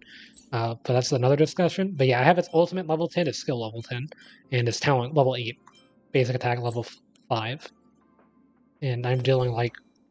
I mean, I don't know if it's a skill issue for me. It could just be a skill issue for me, to be honest, but like, I'm dealing like 250k, or not 250, probably like 180k single target damage with his ultimate without the follow-up attack, which isn't enough to one-shot enemies, even with ice weaknesses. Like, sure, it'll give them a break effect, but it's like, just not... He just doesn't do enough damage to be a main DPS compared to other single target main DPS damage dealer. And like, not only that, but whenever you're dealing damage with other main DPS single target damage dealers like Sushang or Seele, even if they don't do enough damage, they at least get to act multiple times per turn. But Yanqing only gets to act one time per cycle. So if there's like 5 enemies on the field, then he's just not doing anything. So the 4 other enemies on the field, if he does, or even if he does one-shot the one enemy on the side. Now, if his follow-up attack was something like, whenever you use Yanqing's skill, you deal X damage to a single target, and then follow-up attack will deal X damage to the target with a 50% chance to proc. And if the target dies and it just hits a random target, then I think he would instantly be like a B tier character. But if you kill the enemy, then you just don't even get the follow-up attack damage, so then you're just missing out on a ton of damage. So it's like, you both want him to one-shot stuff, but you also want him to not one-shot things, so that way the follow-up attack finishes them off, so that way the follow-up attack has value. But then the follow-up attack only has like a 54% chance to trigger anyway. And then it's like, okay, you're running Yanqing with Gepard, right? Because you need to have some form of shield on Yanqing at all times, or else he's going to lose his talent. Because whenever he gets hit, he loses his passive talent. So you have to run Gepard. But if you're running Gepard and Yanqing's getting himself like 170 speed, like effortlessly. So then Gepard's shield's gonna expire. So then you have to run him with March. But if you're running him with March, and you need another sustainer, so then you have like Bronya, sustainer, March, Yanqing. But then if you're running, because you have to run Bronya as well, because Bronya allows him to attack 2 times per turn, and if you're not attacking 2 times per turn, then he's really weak. So yeah, he just requires really specific characters to work really well, is what I'm trying to get at. I have tried to make this character work way more than I care to admit. Like, I have his ultimate and his skill level 10, which required me to spend 2 of my tracks of destiny on him. And he's level 80. He's got all Ascension passives and everything, so that's even more tracks of Destiny. Like, I tried to make this character work, but I just can't. I don't know if it's like a skill issue or if I just need to farm more relics or what, but I just feel like this character is just like way too weak for the amount of investment you need in him as like a single target DPS character. Because yeah, if you're not one-shotting an enemy, then... Or if you're not restanding, then you at least need to one-shot. And by restanding, I mean like, whenever you use Sushang's ultimate, she gets to attack again. Like, if you're not able to do that as Yanqing, then you at least need to one-shot an enemy, and he both doesn't do that, and also doesn't restand, and then he also uses way too many skill points to be a sub-DPS, like Sushang or Topaz would be. So yeah, in my opinion, he is like by far the worst of the standard 5-star characters, and arguably the worst 5-star character in the game at the moment. But it is not by too much whenever you compare him to some of the other, and not some of the others, I mean just Himeko. So she's who I would talk about next. She's like instantly like here, I would say. So Himeko is a character that works if you invest in her. She's the only standard character that I don't have, although I do want her.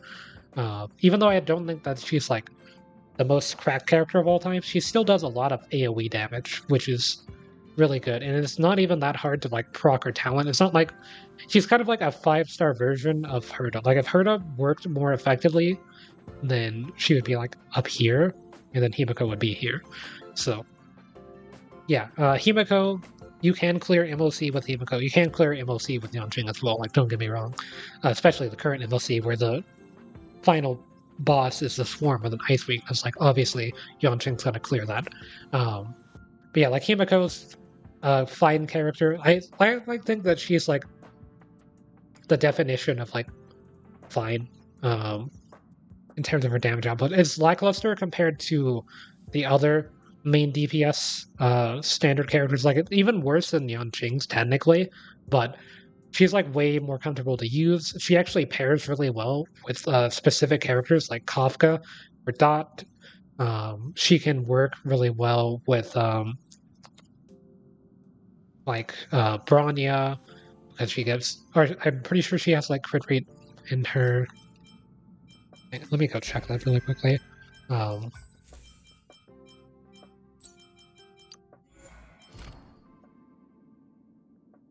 Oh, she doesn't have crit rate. Whenever her HP percentage is 50 or 80% or higher, she gains 15% crit rate. So yeah, I mean, like, she has good enough crit rate to pair really well with Bronya. If you're playing her with like physical Trailblazer and breaking weaknesses with them, then she's gonna be getting her talent. Like, you don't even really need her talent to proc for her to be good. She's just like a really good AoE damage dealer. It's just like, yeah, 5-star upgrade of Herta and a 5-star upgrade of Hook combined into one character would be Himeko. So, yeah, I don't really have like too much to say about her. I think that she is like better than a lot of people give her credit for, but not by that much. I don't think that she's like a secret top tier character or anything like that. I just don't think that she's like the worst standard character in the game. I think it's like Yanqing by far. Even though like for individual damage numbers, Yanqing's gonna have like a really big damage number, whereas Himeko's gonna have like smaller damage numbers on average because she needs multiple characters or multiple enemies to hit for her damage numbers to be comparable.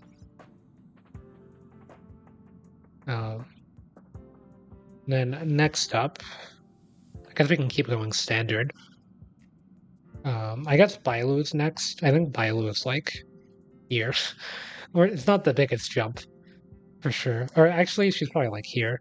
The thing with Bailu is that Bailu does not have a cleanse. But she heals for a lot. Like, her heals are big. She doesn't have a panic heal. She has no cleanse. But whenever they have invigoration on them from her using her ultimate or her using her technique before combat, which you can use without initiating combat, which is really nice, then the enemies or then your allies will take 10% less damage for free. So she's really good in Swarm Disaster, for example. Even though she can't cleanse, just having flat 10% damage reduction is really massive. And if you play around Bailu's Revive being something that exists, she goes up in value, in my opinion. Because what a lot of people do with Bailu is they just don't die. Like, they just build their characters in ways that their characters are staying alive every turn and still dealing out damage. But you can just run your characters with, like, 0 defense and just have Bailu exist just to, like, revive them at a crucial moment. And then she would be even better in battle. But that's, like, really specific niche use of Bailu for like super optimal Bailu gameplay. However, even on like standard play, she's still pretty good. She doesn't buff anyone's attack or anything, and she heals like a lot. She can revive characters if things get really bad, but she doesn't have a cleanse. So yeah, and like her own damage is pretty bad, but she's like never gonna die herself. You can build her with a ton of effect hit or effect resist, so that way she never gets stunned. It's not too hard to do that as well. But yeah, she can't prevent other people from being stunned, unfortunately. And yeah, this is assuming idle on 0 for all of the 5-star characters, by the way. So next up for the standard, got Welt, Gepard, Clara, Bronya. Any other standards? I don't think so. Okay. So we'll go with Welt next. I think Welt's...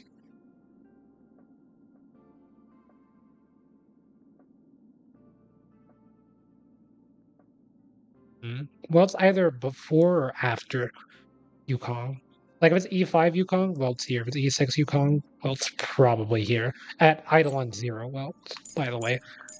Welt does scale really well with his Eidolons, and it's not too hard to get his Eidolons because he is a standard character, so whenever you lose a 50-50, there's a chance that's going to be Welt's. So yeah, with more Eidolons, like especially Eidolon 1, he's going to be a lot more valuable. The thing with Welt is an agility character that's like a main. You build him like you would a main DPS, but he's technically a sub DPS. But he does really good damage. He does like a lot of AoE damage. He can be pretty skill point friendly. Like you don't have to use a skill every turn. You mainly need to use like his ultimate as much as possible, because his ultimate makes it where after using your ultimate, there is a 100% base chance to increase the damage received by the targets by 12%, and the ultimate hits all targets on field. So yeah, you'll just deal 12% more damage for 2 turns. So you play him with like Guinaifen, and they work really well together. If I have Guinaifen here, I'll put Welt here. Welt's like at the low end here, though. I don't think Welt's better than Guinaifen, but I think they're like even at Eidolon 0 Welt and Eidolon 6 Guinaifen. However, if it's like Eidolon 1 Welt and Eidolon 6 Guinaifen, then Welt's here, I think. Is a bit more of an accurate way to put it. Yeah, Welt's like fairly easy to build. I wouldn't call him low investment. He's just like kind of easy to slot into the team. He does pair really well with like Yukong or like this version of Don Tongue, since he does provide slows. Like what he does is he basically makes it where your enemies just never get to attack again if you're playing fast characters. So he synergizes really well with like Seele or Sushang or Yanqing, since they're characters that benefit from speed. They give themselves a lot of speed or have a lot of speed, and then Welt slows down enemies. So makes it where you're able to attack multiple times per turn pretty easily, or like per enemy turn, I guess. Yeah, Welt's main issue is that he does kind of need, like, his damage is like above average, and he doesn't have too low of a base chance to apply things. Like the thing with Welt is that you have to hit 40% effect hit rate, and then you start building other things. And because of that, like, it just kind of makes him fall off a bit more. Like, my Welt is only at, oh, he's at 43.2% now. I guess do I have an affected repotty, or did I just get pretty good rolls recently? Oh yeah, I have an affect hit rate body.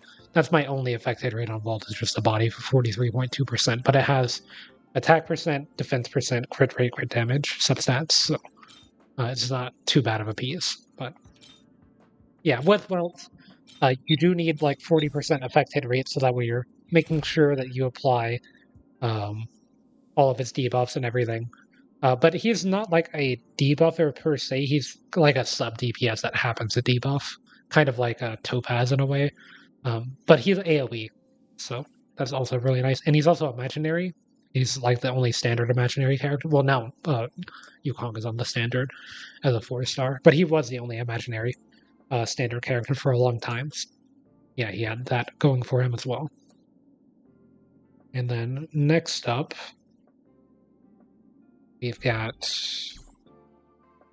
Gepard. I would say Gepard's here. No, Gepard's probably here, actually. No, I'll put him here. The thing with Gepard, you have a full team shield for like half their HP. Gepard has a self-revive that gives him a free ult as well. You just give him a bunch of effect hit rate and a bunch of defense, and then he's fine.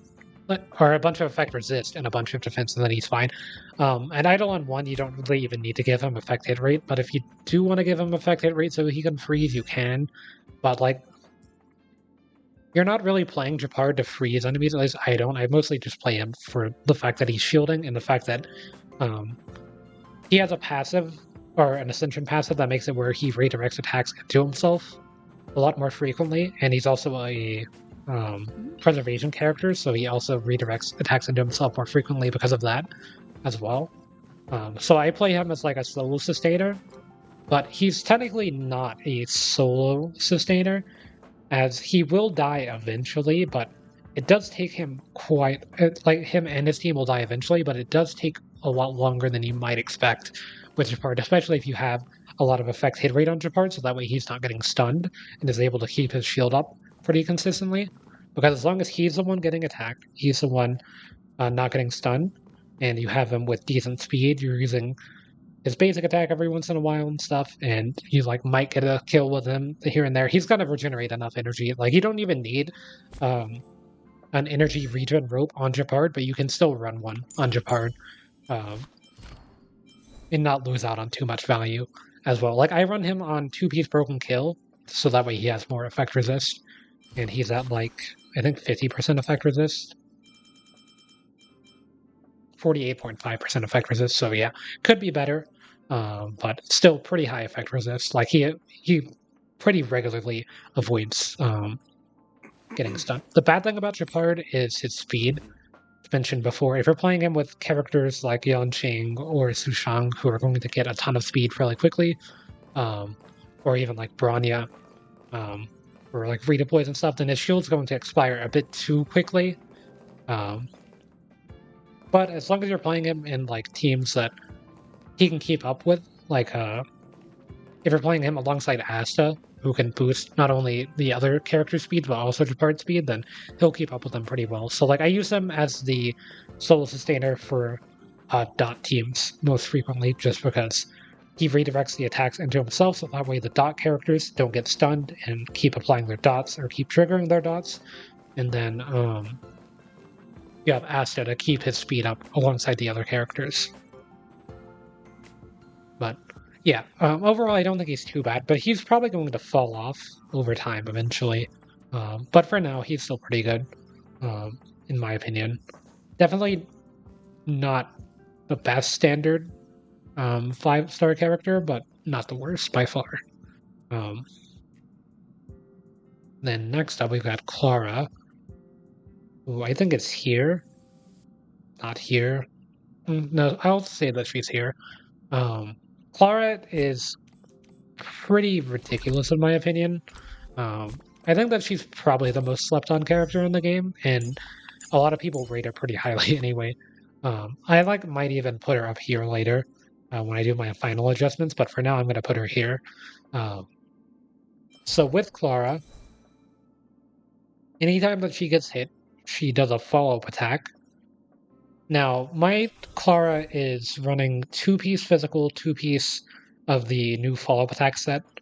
She has 3,200 attack, or it's almost 3,300, because I have an attack percent replenisher on here, so it'll go down eventually whenever I get a physical damage one. Like, let me just test out a physical damage one for just some numbers. There. If I'm using a physical damage one, it goes down to 2,800. So yeah, a level 0 physical damage one. But obviously, you would be using like a level 15 one. And her traces are all level 5 except for her basic attack, which is level 4, and I don't even have her final Ascension passive. That makes it where her counter does 30% more damage. And she easily does 12,000 damage per counter. on the unenhanced counter. Now, whenever she uses her ultimate, her counter damage is increased by 121%. And then the adjacent enemies take 50% of the damage dealt by the main target that could see 121% enhanced damage. So, yeah, she deals a pretty ridiculous amount of damage as long as she's getting hit, especially with her ultimate enhanced follow-up attack. That gets up to like 32k pretty easily, even without getting break effects. And then her skill is an AoE hit that does like 11,000 if there's like 5 enemies on field, and it's at level 5 right now. So it's doing 84% of Clara's attack to all enemies. Additionally, deals physical damage equal to 84% of enemies, or with enemies that are marked by Svarog's Mark of Counter, which is just something that happens whenever Svarog, or whenever someone hits an enemy and Svarog uses a follow-up attack on them, then he will mark them with the Mark of Counter. And whenever Clara uses her skill, then she'll deal more damage to them. However, with Eidolon 1, it doesn't remove the Mark of Counter. So she just straight up loses that Eidolon 1. So then she just becomes even more broken than she already is. Also, Clara has a 35% chance to resist crowd control debuffs, which is really cracked. And not only that, whenever she's attacked, she just has a 35% chance to remove the debuff that's placed on her. So characters like Bailu that don't have a cleanse are just really good with Clara, just because you don't have to worry about her getting debuffed as much as other people. And whenever she is debuffed, she just has a chance to remove it by herself. So then you could just focus on healing with Bailu. And then like March, you give. She pairs really well with March. She pairs really well with Lynx because they make it where you can redirect attacks into Clara, so that way she triggers more follow-up attacks. She does really ridiculous amounts of AoE damage just because every enemy is pretty much going to be attacking Clara. And if you use her ultimate, even if they don't attack Clara, she still gets to use her follow-up attack instead. And then it hits 3 enemies instead of just 1, I mean. So yeah, I do think that she's probably the most underrated character right now, and a lot of people still rate her pretty highly. Like, I don't think that she's the best DPS character in the game, but for like how little I've actually invested in Clara, like her talents aren't even like level 7 or anything like that. She's using S5 on the Fall of an Aeon as well, I should mention, but yeah, like she doesn't have a physical damage sphere. She's just using 2-piece insert Soul Sato with attack percent on both pieces. She's still getting out a ton of damage. But yeah, I will say the one downside to Clara. Well, there's actually kind of 2 downsides to Clara. If there are less enemies on the field, she falls off because she's not triggering her follow-up attack as much. And then if you freeze the enemies with March, then she can't trigger the follow-up attack because they're frozen. So that's also kind of bad. But outside of that, she just does like so much damage. It's really cracked. And also, I should mention, whenever she uses her ultimate, she reduces the damage that she takes by an extra 19% at level 5, and it scales with level. So at level 6, it will be 20%. So then you have Bailu's Invigoration, making you receive 10% less damage on top of that. So then, and then you have March's Shield. So like, yeah, your Clara's just not taking any damage with that kind of like. That's the team that I play her in. It's Clara, March, Bailu, and then Flex. And most of the time, my Flex is with Topaz to further increase follow-up attack damage, and also have Topaz do follow-up attacks. So then everybody's doing follow-up attacks. And a third weakness of Clara is that she is really slow. I do have her in speed boots with some speed subsets, so she has plus 38 speed, but she does have a base speed of 90. So, yeah, it does require you to, or she does require you to have like a lot of speed for her to keep up with other characters and teams. But like my March is also at 128 speed, my Bailu's at 128 speed, and my Topaz is at 137 speed, so their speed synergy is pretty good. And of course, Clara and March, like March is able to keep up Clara's shield fine. Like if you had Gepard instead of March, it would be okay. The main issue with Gepard is that he redirects a lot of attacks into himself, and you want the attacks to go into Clara. So, like, you want to try to make it where Clara's getting attacked as much as possible. So, like, Lynx could work instead of Bailu as well. But Bailu also makes it where you take less damage, and you don't have to worry about cleansing. So you don't really need Lynx as much for the cleansing aspect of it. And you're also running March in that team comp, so then you have the debuff removal from March's skill as well.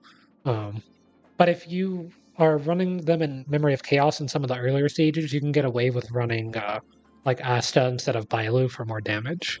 Like she works really well with like Asta or Tingyun that are going to buff attack and energy and speed. And she works like okay with Bronya. The main issue with Bronya is that you don't really need the speed as much because if you use an attack with Clara after she uses her ultimate, then she loses a stack of her ultimate even if she's not hit. So it's kind of a anti-synergy, but it's not too bad because you're still getting like 200% attack or 200% crit damage Bronya to give a bunch of crit damage to Clara. And if you have a bunch of crit rate on Clara, then she's just dealing a ton of damage with that. And she also works with Yukong really well because Yukong's buffs only go away whenever your character attacks, and whenever Clara uses her follow-up attack, it does not get rid of Yukong's buff. So it's really strong as well if you're running her instead of Asta, for example. But my Yukong's not built enough yet, so I haven't really tested that one too much. I mostly just run her with Asta if I am going to be using a Harmony character alongside her. And then after that, the last one is Bronya, who, just Papa flexible. She can redeploy characters, so that way they can attack 2 times per turn. She provides crit damage to everyone. Her redeploy makes it where they lose whatever crowd control debuff they had on them, so she synergizes with Bailu because you don't have to use her to remove debuffs. She does pretty good damage because she has 100% crit rate on her basic attack. And her basic attack can be used to generate skill points really easily. So she's like skill point neutral at Eidolon 0. I have her at Eidolon 1 though, so she's got a 50% chance to just not use a skill point whenever she uses her skill. So yeah, that makes her even more broken than she already is. She doesn't require that much investment. You can run her on 4-piece speed with a bunch of tank stats because all you need to scale with her is her speed and her crit damage. The rest can be like HP and defense if you wanted to stay alive, or you could go attack if you wanted her to be a sub DPS, but she is only a single target, so it's like not the greatest. But she literally needs 0 crit rate because her basic attack has a 100% chance to crit. So yeah, there's kind of like not much to say about Bronya that hasn't already been said. She's just broken. And really good. She synergizes directly with hunt characters, since hunt characters only deal damage to one enemy. You're going to want to have them attack multiple times per turn, so that way they can hit multiple enemies or like take out a single enemy or whatever. So Bronya is just going to synergize really well with them. Like Seele and Bronya work really well together. Sushang Bronya, Yanqing Bronya, Topaz Bronya, Heng Bronya, Blade Bronya works well. Like destruction characters like Jingliu Bronya. Jingliu needs to do her skill 2 times per cycle, so that way she can get into an enhanced state. And then you can use the skill once with Jingliu. You can redeploy Jingliu with Bronya and then use the skill again and then be in the enhanced state. So yeah, just a direct synergy there. So yeah, not much to say about Bronya other than like you already know Bronya's a broken character. And if you don't know, then you could just watch any of my Memory of Chaos runs because they all have some team with Bronya on them. And Bronya's definitely really strong. And will most likely continue to be the strongest Harmony character for a while. But yeah, the main issue with Eidolon 0 Bronya specifically is that she is a little skill point hungry. But if you run Bronya fast enough, she's technically not. Because what you can do is you can make your Bronya have like 150 speed, which isn't that hard to do with the 4-piece speed set. It does sound a little hard, but it's actually just not even that bad. Like, my Asta has a 2-piece speed set at 146. I haven't really started reinvesting in my Bronya in a long time. I need to like fix my Bronya because the last time I invested in her was before the speed set came out. So she's only at 121 speed, but yeah, with faster Bronya, you can use her basic attack, and what that will do is it will give her a little bit of action advancement forward. So use her basic attack at the start of a cycle, then you have all of your characters attack, then because Bronya's action advanced forward, you can use her skill at the end of the cycle instead, so then she's skill point neutral for idle on 0 Bronya. And if she's idle on 1, then she has a 50% chance to be skill point positive instead, which is even better. So yeah, overall, a really strong character. Of course, it does kind of depend. Like, idle on 0 Bronya is really strong. Idle on 1 Bronya is just broken. Like, idle on 0 Bronya, there might be some characters in the game that are better than her, but I believe that idle on 0 Bronya is, or idle on 1 Bronya is probably, like, the best character in the game. Like, at least idle on 1. For supports, for sure. I think that she's the best in the game at the moment. So yeah, I'll get into the limited. It's like I actually need to take a drink of water.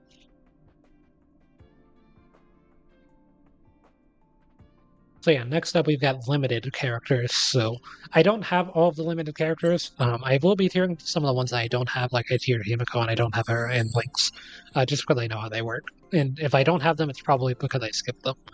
So, and there's reasons that I skipped them that I'll talk about when tiering them. So yeah, first up we have Seele, who I think is here.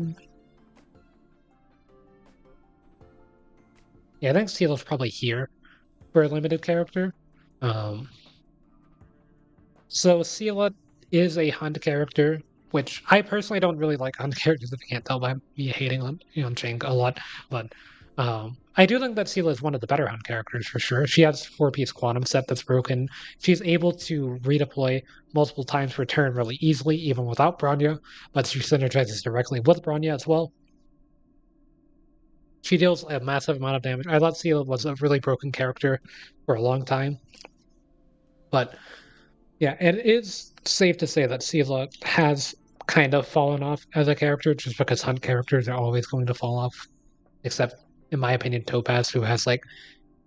Because Topaz is a sub DPS, she's not going to fall off, but because Seele is a main DPS, she will fall off. And the reason why is because you play a main DPS and you build your team around a main DPS for the main DPS to deal damage. And if your main DPS is not dealing enough damage, then they're a lot harder to justify keep using and instead investing in another character. Whereas with a sub DPS, you're using them because they have like a synergy with another character. Like you can use Clara as like your main DPS, and Topaz is like a sub DPS. And Topaz is constantly getting out follow-up attacks and not taking away any skill points from your other characters or anything like that. So, yeah, I do think that Seele has just fallen off a bit. She is really skill point hungry. I mean, she's like not too bad skill point hungriness because you give her a lot of crit rate and crit damage and attacks, so she does good damage with her basic attack, but she does need to use her skill to like redeploy, and then she can like skill into basic attack to be skill point neutral, or skill into skill to be a bit more skill point hungry, depending on if you want to generate more energy. But she does do like enough damage to clear any form of content right now, but she will clear it a bit slower than some of the other DPS characters that have released so far, but not by too much. So yeah, I do think that she's still a really good character, but she's not like a broken character anymore. I do think that she's fallen off quite a bit, but because like I would used to say that she's like here whenever she first released, but as times pass, not only have like more characters been discovered that work in more scenarios than Seele, but also just kind of like other characters have released that are just kind of better options than Seele. Like other main DPS characters such as Jingliu or Heng and Imbibitor that are just going to be kind of direct upgrades in terms of damage than Seele would be. And then next up we've got Jing Yuan. I'm trying to do this in order that they released if I remember everything. Jing Yuan, I would say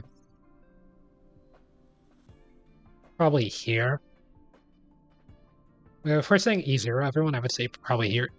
I'm not saying E0 S0 though. I'm saying E0 no signature light cone. By the way, the signature light cone is either like, or the light cone they're using is either the Herta store light cone or just whatever the best in slot 4-star one is. So that way they're a bit more free to play friendly. Is how I'm judging them. But like my Jing Yuan personally uses Night on the Milky Way because I was unfortunate enough to get that really early in the game, and I upgraded it because I'm very dumb. And so yeah, he's using that, so he has a ton of attack. He's at like 3,200 attack. But yeah, I do think Jing Yuan is another character that, well, I don't even think he necessarily fell off. I think he was just kind of overhyped, to be honest. But I don't think he's bad by any means. Jing Yuan does fall off in terms of single target damage, but it's like not even by that much compared to other Air Edition characters because Lightning Lord is just really strong. Like Lightning Lord is just kind of insane, to be honest. In terms of the amount of damage that you're dealing, he gives a ton of crit rate really easily, so you can focus more on crit damage with him. I have him at like 66% crit rate, 142% crit damage, but whenever he's using his skill, he's giving himself like 10% crit rate as well. I think one of the main issues of Jing Yuan is that he's had to use the 4-piece lightning set. And he also kind of needs his light cone to truly get really good damage, but now we have the 4-piece follow-up attack set, so whenever I get a good enough set for that, I'll be able to test him some more on that. But currently I'm still just using 4-piece lightning because I haven't had a good enough lightning set yet. But yeah, he does fall off a bit in terms of single target enemies, but even then, like, he's not too bad. The other side of Jing Yuan is that his crowd control issues are pretty bad, and Lightning Lord speed is pretty bad. Lightning Lord has like a base 80 speed or something like that. Base 60 speed, even, actually. It does get its action advanced forward depending on however many stacks you have on it, so it will eventually attack, but yeah, it's just really slow, especially when all of your characters are going to be at like 120 plus speed most of the time for Memory of Chaos. He is really skill point hungry as well, but he does good enough damage and everything. It's really easy to stack Lightning Lord. Lightning Lord does a ton of damage as well. But his light cone is like the best erudition light cone, and it's just really good in general. So it's like kind of important for him. But like I've been getting away with not running it on him. I do think that he works like okay with characters like Bronya, since you can use Bronya to redeploy him to get more stacks of Lightning Lord and everything. He works really well with like Pela or Asta for buffers/debuffers, or Welt for buffer/debuffer, and everything. But yeah, he's not even necessarily fallen off. I think that he's just had like, he's not broken, but he's not weak. And a lot of people just think that not being broken means that you're weak as a character, whereas I don't really think that's the case. I do think that he's better than Himeko by at least a tier, so that's why they're on different tiers for sure.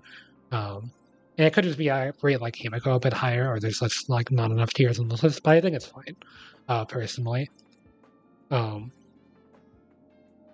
But yeah, I do think there's like a pretty big difference between these two characters and everything. And like he works well with Guinaifen as well, because Guinaifen causes enemies to take more damage for multiple targets, and he deals AoE damage pretty consistently. But yeah, he is a little skill point hungry, so that is kind of a downside of running him. But overall, he's like fairly easy to build and get really good results out of. And he is strong enough to clear content. He's lightning type, so a lot of enemies with lightning weakness, especially a lot of enemies that like to show up in large groups. Like in Memory of Chaos, there's a ton of floors that just have like 5 robot enemies that you have to fight, and then you just use like Jing Yuan's ultimate, and it just like one-shots all of them, even without Lightning Lord coming down. So you can get really good damage with him pretty easily in a lot of scenarios, even if they're not lightning weak. But Yeah, he does excel in those situations really well. So, yeah, next up, we've got Kafka. Or no, not Kafka. Kafka was not released next. The next one was Luocha. Who goes here?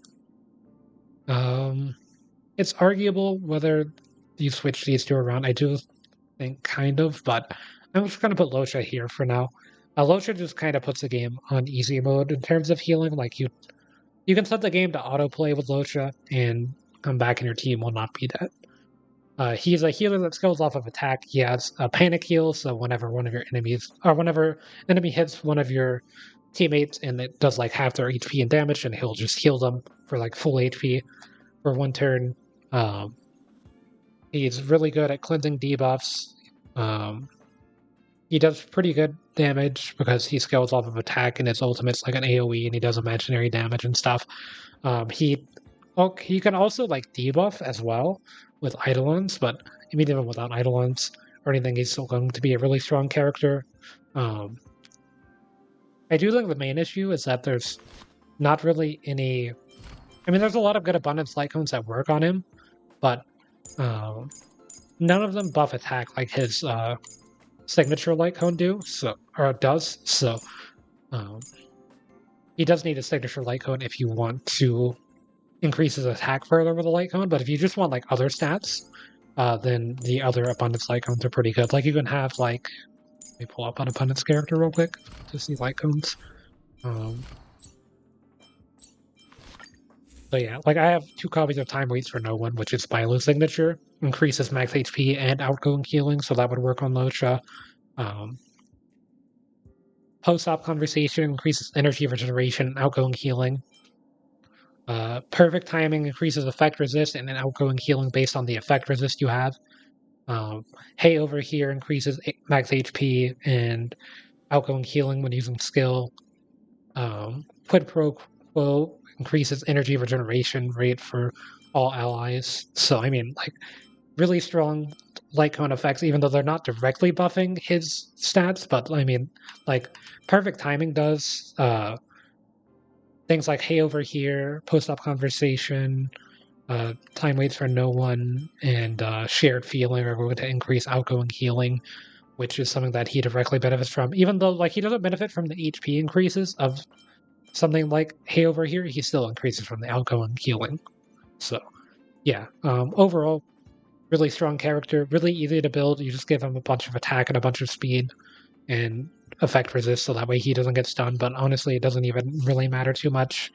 And he also makes it where he can summon a field that when your allies attack, they will heal back some of their HP based on however much damage they do with their attacks. So just a really strong character, a really strong healer overall. And yeah, it's proven to be like, I did not pull for Luocha, just because I was saving up for Kafka. But if I was not saving up for Kafka, then I would have pulled for Luocha. Oh yeah, I forgot about Silverwolf. I forgot to tier her. Years before Luocha.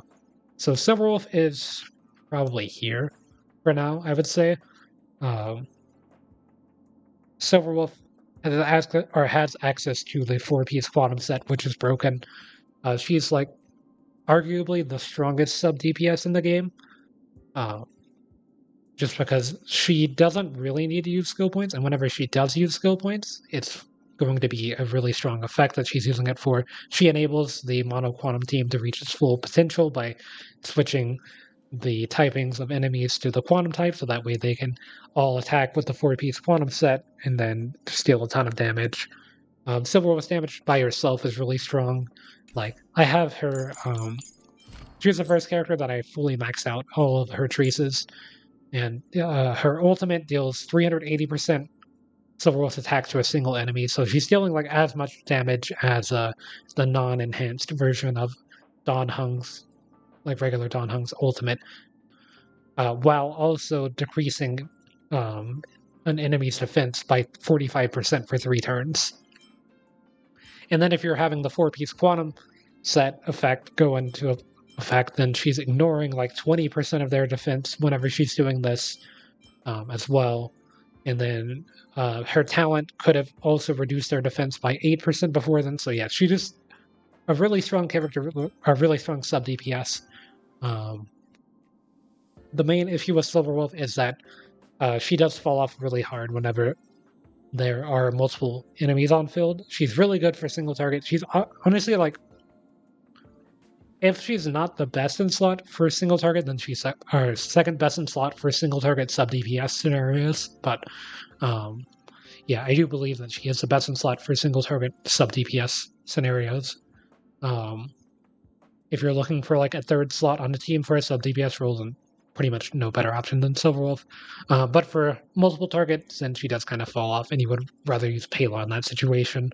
But then again, Pela's like not doing damage. Silverwolf is dealing damage because of how you build them. But you can also build Silverwolf tanky, but I don't really think that it's that good because Silverwolf's dealing single target damage. So like, if you're building Silverwolf as like a tank character, then she's going to be even worse off than Pela is as like a tank character because she's only dealing single target stuff anyway, or dealing with single target stuff anyway. So, in my opinion, it's much better just to build her as like a sub DPS, even if that does make her a bit squishier. Just so that way you're at least getting really good damage off of it, or off of her being on the team as well. So she's not too hard to slot in. Because if she's just a tank, then she's going to be much harder to slot in than if she's a sub DPS also debuffing, kind of like Topaz. But yeah, has a really strong light cone from the event before the tutorial mission starts. You can give her like energy regeneration rope, so that way she can use her ultimate every like 2 cycles or something like that, and be even stronger than she would be normally. But I give her an attack percent rope and everything. So yeah. Overall, I think this character is still really good. I find her a bit harder to use. Like every time that I'm doing MOC, I try to think of something for her, because I don't have enough character. I don't have a like Xuan, so I can't really do mono quantum, or Xuan or Lynx, so I can't really do mono quantum myself, which is where she like really shines in. But she does enable you to use like mono of other teams, so like mono physical or mono ice. Teams, just because she can change the typing of whatever enemy is on field to whatever typing you need. And also, if the enemy is already weak to whatever type she implants, then your character is going to deal extra damage to that enemy, which is something that nobody really talks about, but is also really strong as well. So it's kind of like having a mini Guinaifen on your team if they're already weak to the types that are possible for Silverwolf to implant. Yeah, main downside of Silverwolf is single target, and then skill is RNG. But you can manipulate the RNG really easily, so that way it's not too bad. But yeah, I still think that she's really strong.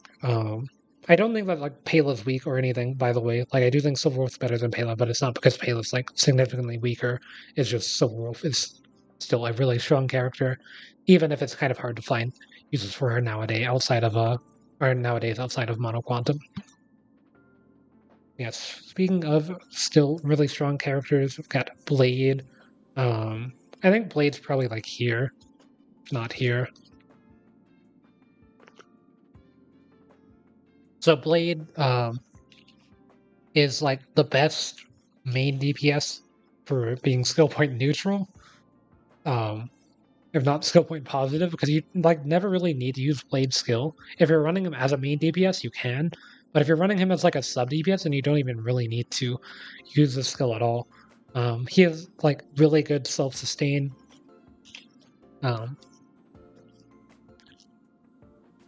He was the first destruction character to be released on the limited banner, which, in my opinion, kind of broke destruction. Because before, I would think destruction would be like, okay, you're either doing single target damage or multi-target damage, but you're not doing like that high of multi-target damage. You're just doing like okay multi-target damage, or okay single target damage, but more than like a Nihility character would. And then you're able to self-sustain, but he does so much damage on top of being able to self-sustain really easily. And everything. I personally don't have him because I was saving up for Kafka at the time of his banner. but whenever he reruns, I might pull for him. His light cone is also really strong as well. Kind of the main issue with him, I would say, is that his damage isn't as good as other main DPS destruction characters, namely these two right here. But yeah, he's still really strong, and also the wind typing's like not the greatest, but it's not even the worst. So yeah, it's like okay for typing and stuff, but overall, he still sees like a lot of use with like a sub DPS for Jingliu, because Jingliu drains HP that will cause Blade to use his follow-up attack more often. So you can run Blade on like 2-piece win 2-piece follow-up attack set of the new follow-up attack set, so that way that's able to deal a lot of damage for a really cool combo, just because Jingliu is draining HP and Blade charges his follow-up attack from having the HP drained.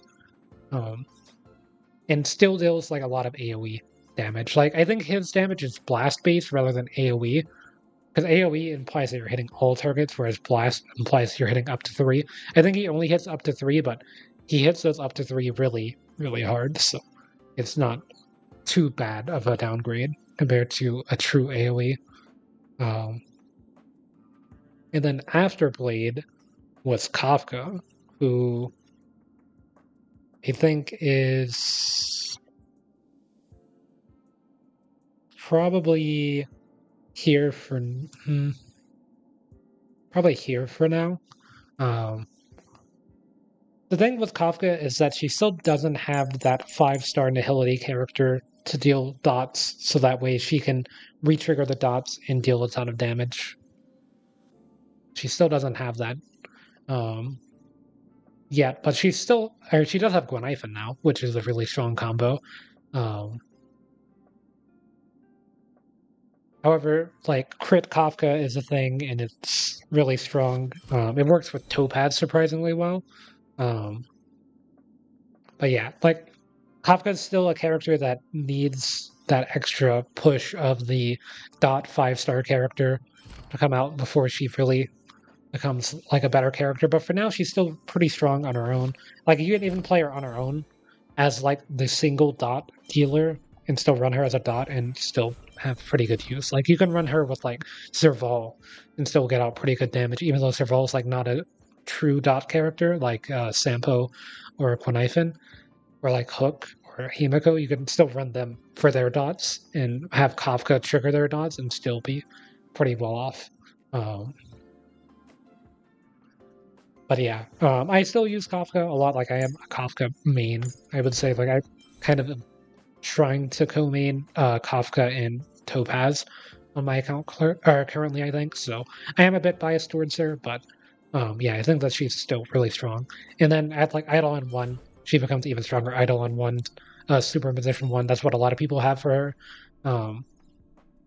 She becomes like a much stronger character, but it's just assuming Eidolon 0 and no signature light cone, which is what I have, because I use solitary healing on her, because I lost my 50-50 on Kafka to Yanqing, so I had to spend like $50 just to get her at like 80 pity after losing the 50-50 to Yanqing at 80 pity. So I didn't have enough money for the light cone or the Eidolons, but I will be trying to get them whenever her banner comes back around eventually, but I don't really know when that's going to happen. Like Silver Wolf's getting a banner rerun in the next patch, but I don't think they've announced when Kafka's is yet. But I imagine that she'll probably get one not too long after Silver Wolf. Or they might keep it in order, in which case you've got Blade and Luocha first, and then Kafka afterwards. But yeah, Kafka's still really strong. Is there really any downside to... I guess Kafka's downside is that her damage isn't as good as the other characters, but yeah, like you just give her attack, give her speed, give her break effect / effect hit rate if you want, but you don't even really need those. She just literally needs attack and speed, and then she's a really strong character, or you can just build her as like a traditional DPS for the crit rate and crit damage stuff, and she's still strong in that role. So she's pretty flexible. And she works with like a lot of different characters in interesting ways, but she's not like as broken as like Jingliu or Danheng, in my opinion. So next up on the list, speaking of broken, we've got Danheng, who, yeah, his character is just really strong. I'm gonna put him here, I think, for now. I still want Bronya to be... Noise.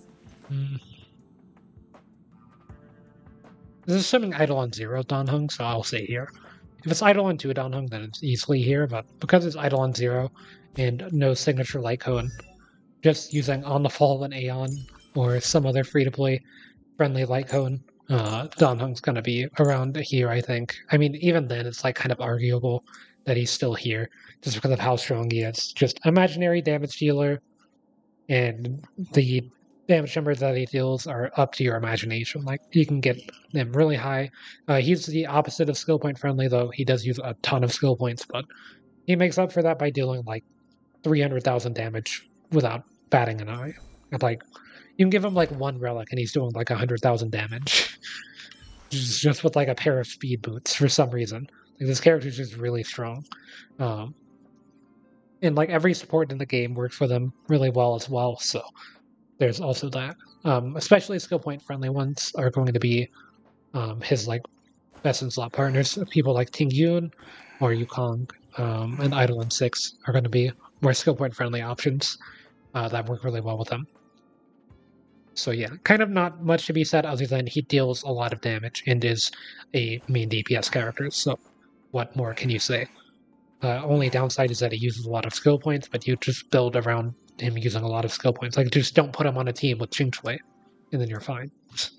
Pretty much is the solution to that. I mean, you can run them if you want to, but it's just, you're just not going to be able to use any skill points forever. Or you just give everyone the 4-piece outgoing, or a 4-piece Passerby of Wandering Cloud set, so that way you start out with 5 skill points at the beginning of the round instead, and then can use skill points on everyone.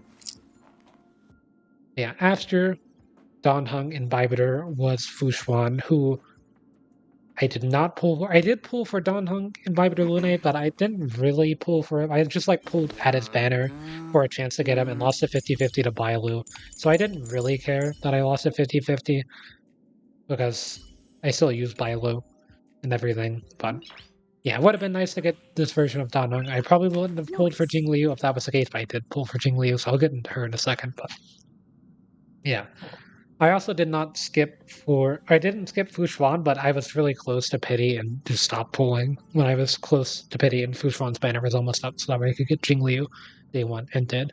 But Xuan is also here. Probably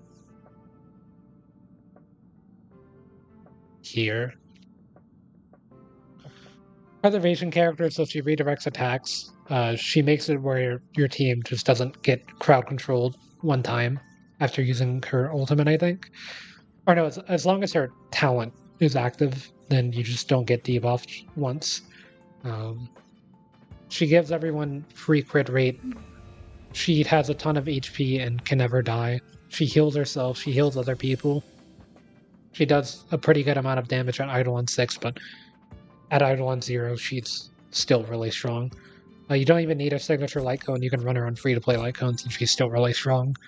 Even though the free-to-play light cones that she has don't give her any HP compared to her signature, it's just like, doesn't even matter. Just because you're pretty much just never going to die as long as Xuan's on your team. She just effortlessly clears Swarm Disaster 5, which is like the only spot where your characters are going to die at this point in time. I have heard that people kind of struggle with the new enemies that they just released with the 1.5 update that cause you to get stunned, which I don't really understand how, but I've heard that some people have had issues with them, but I don't know. She's still really strong for now, in my opinion.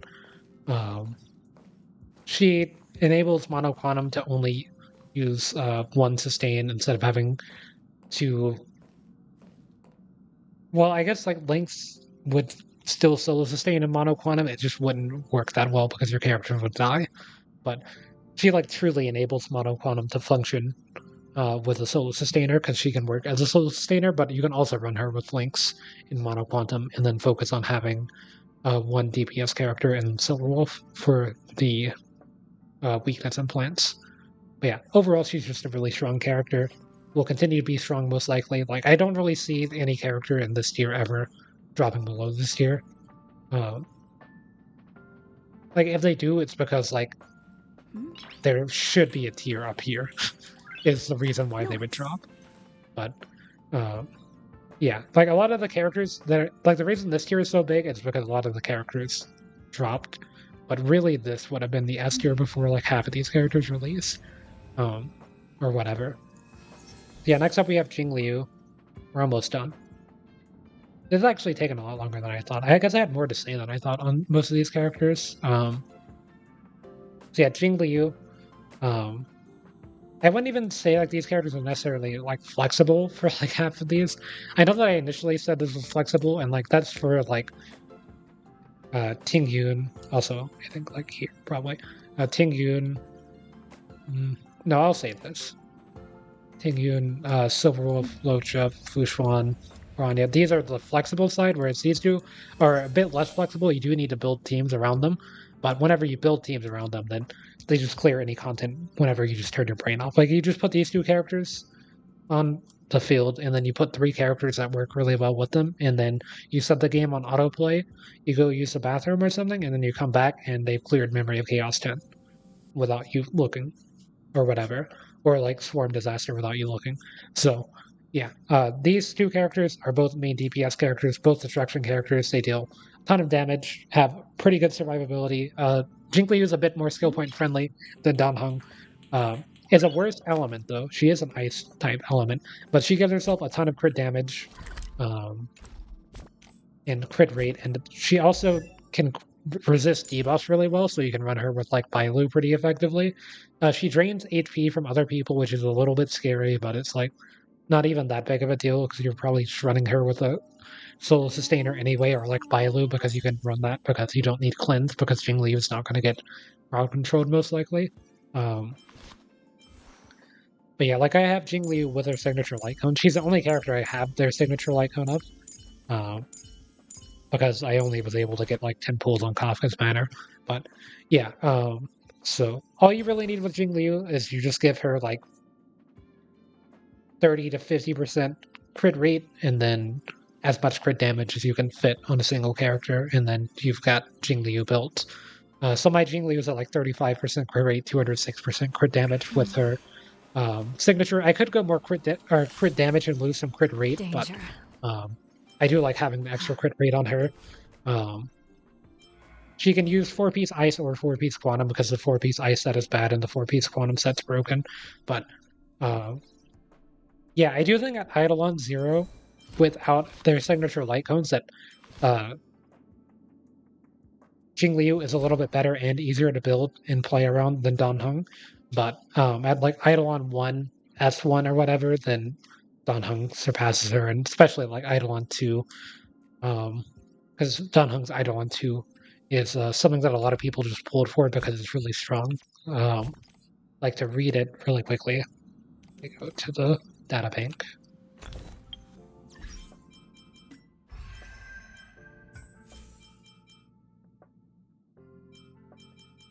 Instruction.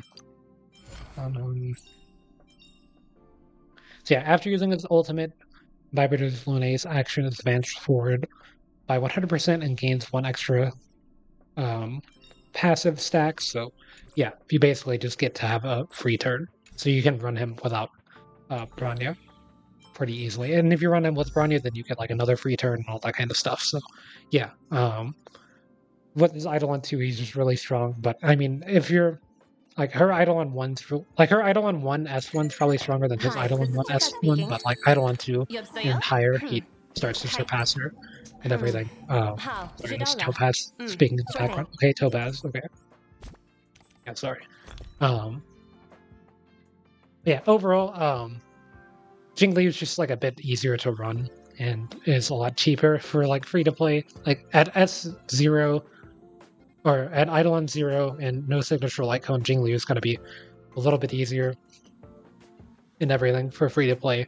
But if you're willing to go the extra mile and get like Eidolon 2 for characters who are beyond, then Dan Heng's going to pull ahead in those situations. And then last but not least, we have Topaz, who I probably should put here, because I do need to do some more testing on her, but I think that she's like here for now. Like somewhere around Jing Yuan's level. The thing with Topaz is that she's kind of in a Kafka situation where if there's a character with a better follow-up attack system in the future, then she'll do better. But I mean, she does fine enough with Clara and March teams. Like I run her with Clara, March, Bailu, and Topaz in a team, and I get like 4 follow-up attacks per cycle. And not even per cycle, it's like per them attacking, which they attack like 2 times per cycle or whatever. So it's like, yeah, you just get like a ton of follow-up attacks. She's pretty skill point friendly as well. So she's like a really good sub DPS character and everything. Like I've already got it where her follow-up attacks deal like 11,000 damage whenever they crit and stuff. So she's already dealing like the 10,000 damage now, showed pretty easily.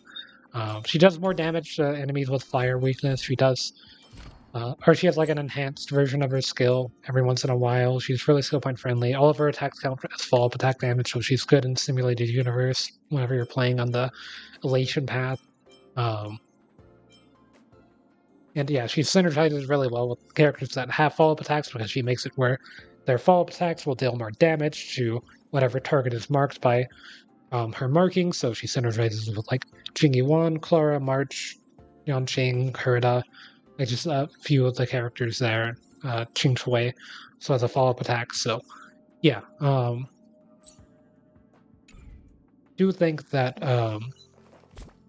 if there's characters in the future that have better follow-up attacks, she'll be better. But for now, I mean, I still think that she's really strong. So yeah, I think that's a good spot to put her for now. So, Hi, this is Topaz speaking. 여보세요? do I want to move anyone Hi. around? Okay, here, let me make it where Topaz isn't in the background. I'll just have the Trailblazer in the background, standing next to the phonograph. Any last-minute changes? There, I think. Okay, we weren't under 3 hours. Well, we were technically under 3 hours for the tier list portion of this, but not that much under 3 hours. Noise. Let's see, do I think Arlan's better than anyone here? Nope. Yeah, I think this one's fine. I think this one's fine.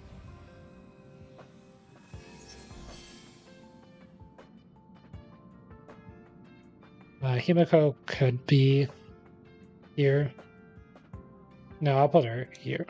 It's like, I don't want her to be too close to Jing Yuan, to be honest. And this is assuming E6 Yukong, so yeah, I think that makes sense.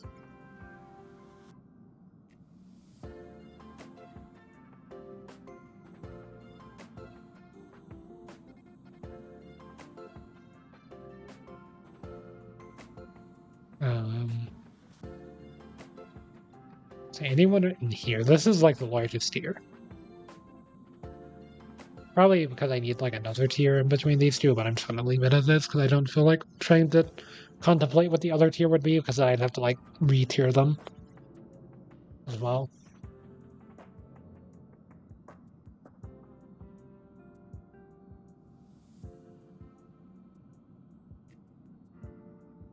I could do that to flat pit. I don't think that's the play though. I think this is the play, to be honest. A bit of a controversial one, maybe, but yeah, I think this is good.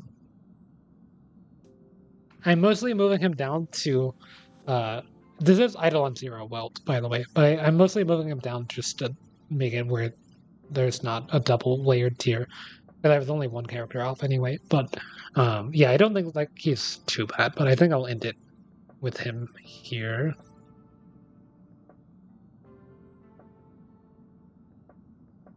Am I rating Eidolon 6 Qingque too high or too low? I can't really tell.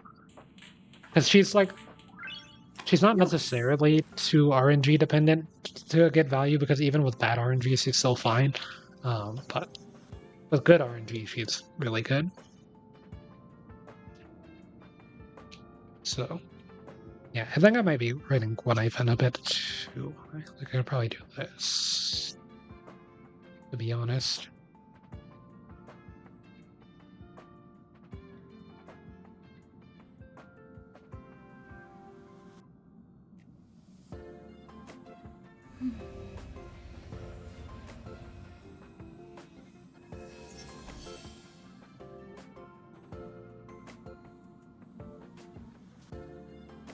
I do this just because, like, yeah, I'm just gonna do this just because, like, you can't really put her in like any team, but she is really strong. I don't think that she directly beats out any 5-star. I mean, I don't know. She kind of does beat out Jing Yuan in terms of AoE damage, but like not by that much. But it's kind of enough to be a warranted placement here, I think. But I don't think that she's like on the slot in any team. I think she's more in like the low investment camp of this part of the tier. Like if you're a main DPS, you're the low invest, and if you're like sub DPS or support character, then you're on the slot in any team side of the tier, kind of. Noise. So yeah, I think I'm good with this here, so I'll just leave it alone for now. So yeah, I could be convinced on some of the placements for like some characters, but I think for most of the ones that I've tried out for a long time, like Sampo, Luka, Physical Trailblazer, Yanqing, Natasha, March, Bailu, Guinaifen, Asta, Tingyun, Gepard, Kafka, Clara, Wolf, and Jingliu and Bronya. I would say these characters are a bit more set in stone, and I'm pretty confident in their placement, whereas with the rest, I'm up. Like, I could be convinced to swap them around. Oh, and Asta, I think I didn't mention her, but if I did mention her, I think that's like a good spot for her. But you could convince me to move around some of the other characters. Actually, I might be like overrating Pela a bit. I think you could put Pela here.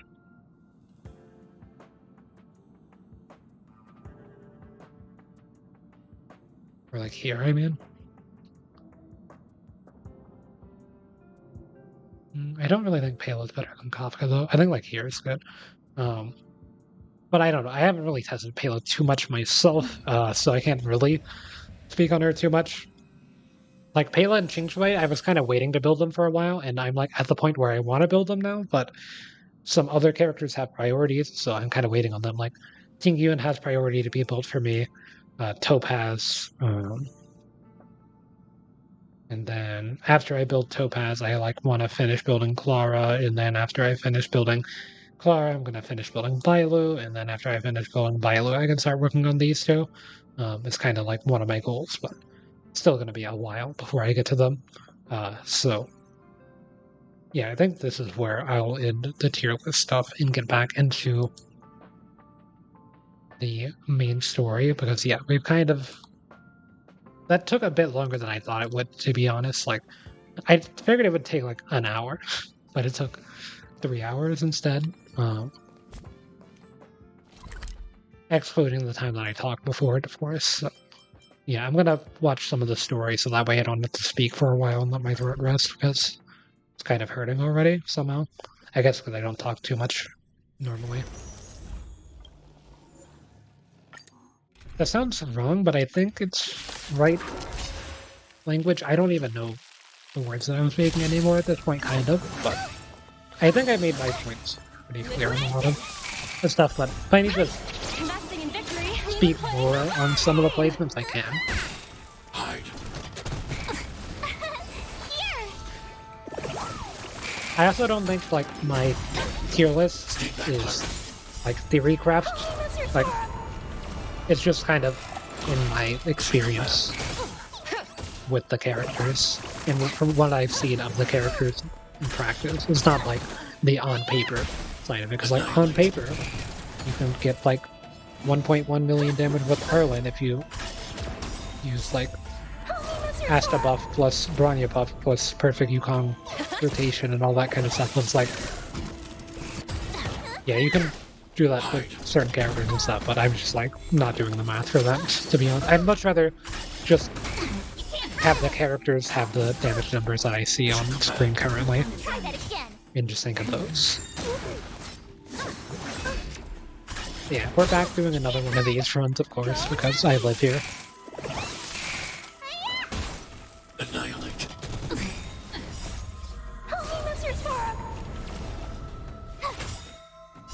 Watch this awesome move. Try that again. Got stun, March, why are you... Right! Investing in victory means playing the long game! Hey, March, please don't, Clara. Why are you cleansing yourself? You're not even stunned. You can't run. We'll come. By the temple. Unscathed. Go Navi. Unscathed. Threat raised. Here. Watch this awesome move. What's in your prescription?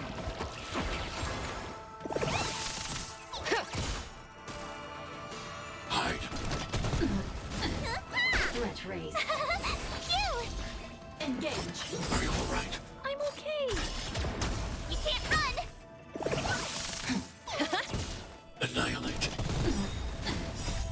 Holy Mr. Torah. Component damage. Mission command. Try that again. Threat raised. Component damage. Liquidation! Component damage. Right! Investing in victory means playing the long game! Threat raised. Component damage. Component damage. Saying component damage, I guess they're... Are these people robots too? Like, Seaway? Can't run. Go Navi! I guess. Hide. Component damage. Component damage. Watch this awesome move. Or however you pronounce her name, I probably mispronounced it there. Ooh, 3 pieces? Okay, you gotta... One of these have to be good.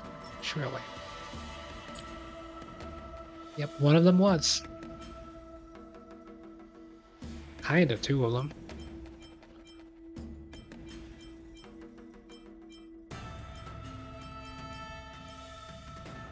Speed, double HP. HP, double attack.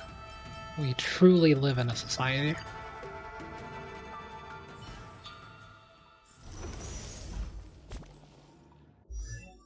Okay. We've been here many times before, Gloves. In this exact situation.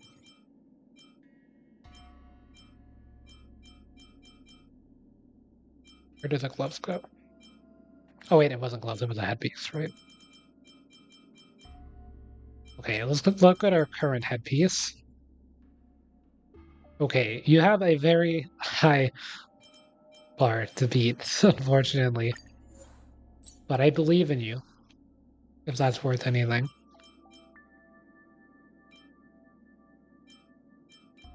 This is how much I believe in you.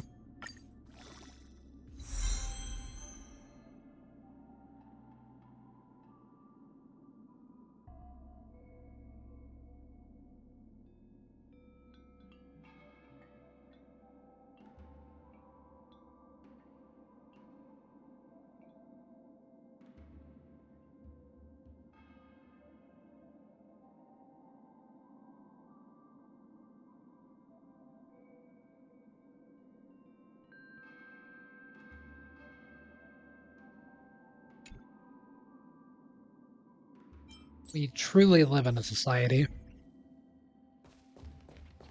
Okay, it's time to start the Trailblazers. I'm done. I wish I could end stream for the joke, but I don't want to end stream just to restart the stream in a second. I don't have an end stream screen.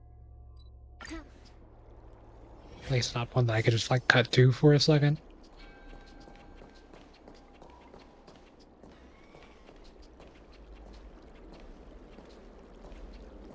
Okay, so it looks like I do need to speak. So I could have walked over here the whole time, but I didn't walk over here just to be safe.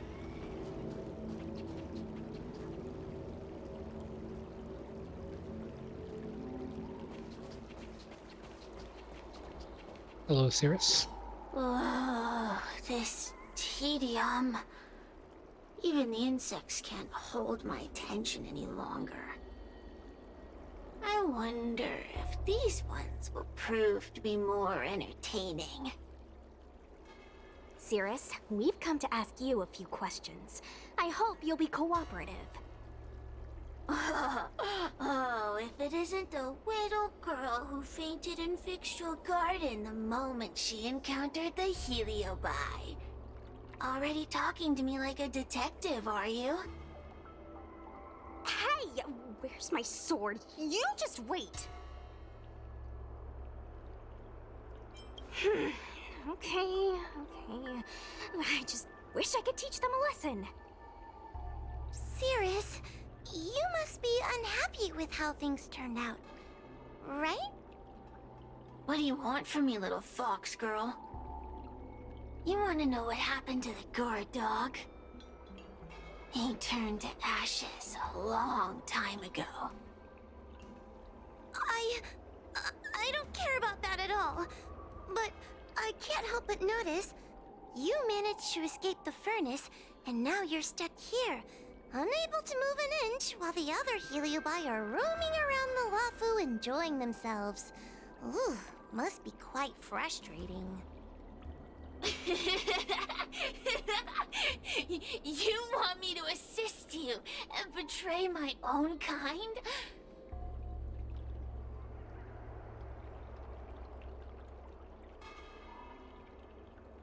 Huh. I can do that. Under one condition. I wish to arrange a challenge. One akin to the struggle between the great Heliobus Ignamar and the general of the Lafu. As long as you can bring me the current general, anything can be negotiated. The general? What? Is that too much to ask? It seems the judge here doesn't have what it takes to negotiate with the Heliobus. That's just another way of saying they don't want to cooperate. Huh? Wait, Wawa, you can't seriously be thinking about... Deal! I'll submit a request to the Seat of Divine Foresight. Bring me the current general of the Lafu, and we can talk. Okay. We're going to go see Jing Yuan. I guess he is still general, it's not Xuan yet. I keep thinking it's Xuan for some reason. Time for a break. Silent mode activated. It's this way. Good quality, good price, hassle-free. What will it take to...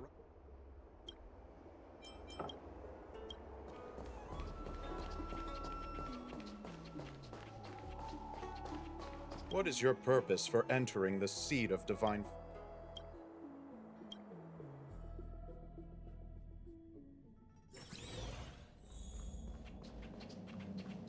Jing Yuan here normally, I guess. Oh, what do we have here? A nameless, a cloud knight, a judge of the Ten Lords Commission, and a street performer. Quite the group. Wow, the general recognizes me? I didn't realize I was so famous. My retainer Yanqing has mentioned you. You are one of the only people on the Law Fu that was able to deprive him of his sword. Oh! Oh, I remember. I should apologize. I did a sword swallowing performance on the spur of the moment, but forgot to return the sword to him when I left the stage. So, what wind has brought you to the seat of divine foresight?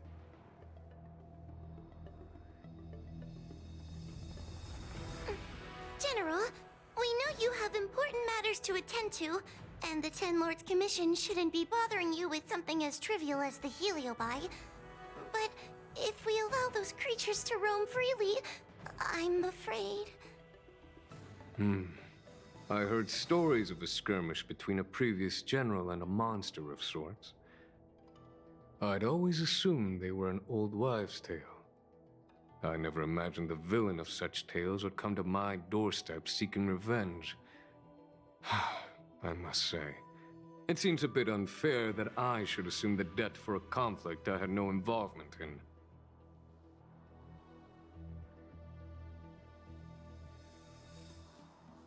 Precisely. In principle, the instigator should bear the burden.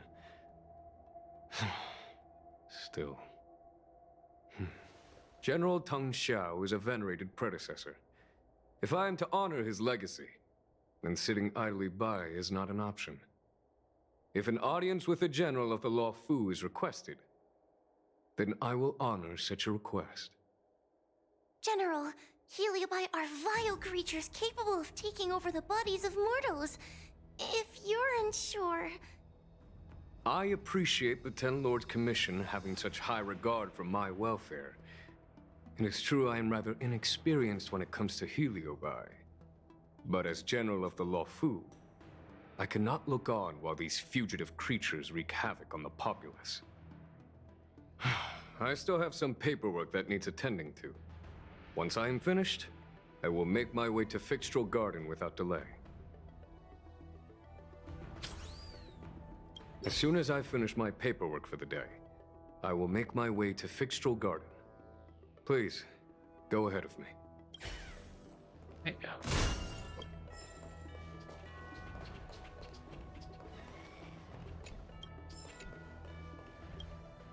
I heard you're not a bad fighter. Can you teach me?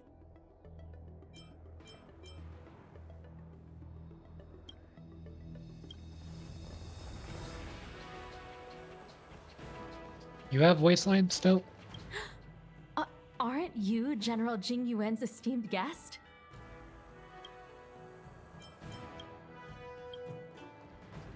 Looks like you just have an intro voice line.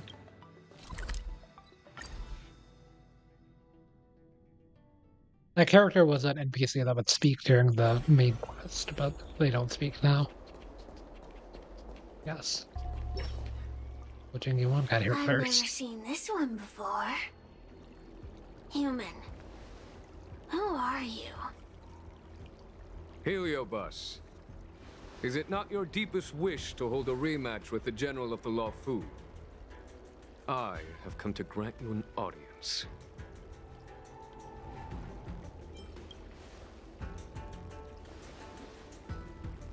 Cirrus, we have brought you the person you wish to see.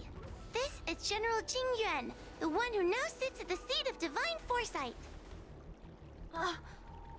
This is the current general of the LeFou? Look at that expression! He's barely half awake! Where is General Teng Xiao? Why did he choose such a lightweight to take over for him? I suppose it's already too late for the Xianzhou to rid themselves of this clown. Very well then. General Jing Yuan. How about we settle our score right here in Fixtral Garden? If I win, I must be free to come and go as I please. I agreed to grant you an audience, not meet you in combat. What? You refuse? You won't fight me? He comes here after I demand a rematch and won't even fight. Is he conceding that I already won? No, there can be no victory in eschewing combat. Human logic negates it. You misunderstand. I came for a rematch. It's just that you are not a worthy opponent. What? Unworthy? Teng Xiao, as General of the Luofu, was Commander-in-Chief of the Cloud Knights. Ignomar commanded the Heliobai. The two were as great as the sky and the earth, equally matched like yin and yang. It is only natural that they were worthy opponents. As it stands, I am the General of the Luofu. But you are no Ignomar, merely a prisoner. If you wish to engage me in battle, you must follow my rules. Defeat my army. Only then will I grant you the fight you seek. Your army? That's right. You must defeat my 4 companions gathered here. Then, you will have proved yourself a worthy opponent. Wait, he means us? We'll be okay, right? That's right. For us, any problem that can be solved by force isn't a problem at all. So I only need to beat your pawns here. I just play as the 4 characters that are on screen instead It of would playing serve as my you own well characters. not to That seems like a fun underestimate team. them. They are as skilled in combat as they are tenacious in spirit. I worry they might pose a problem for you. If you win, you can have your rematch. If you lose, you will answer one question of their choice. No lies, no tricks. Can you accept these terms? It's a deal. The game is set. This platform will be our chessboard, and the fighters will be the pieces.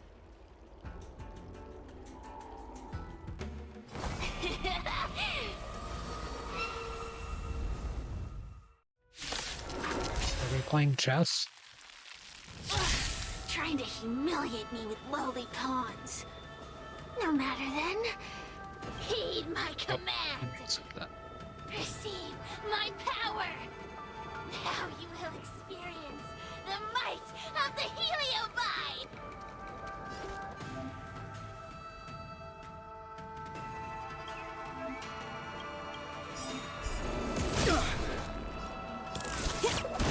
Give it up. Oh wait, you're here, Hanya.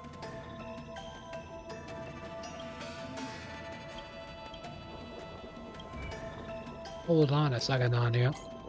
When did you show up? Oh, we are using trial characters, but if Hanya instead of... what?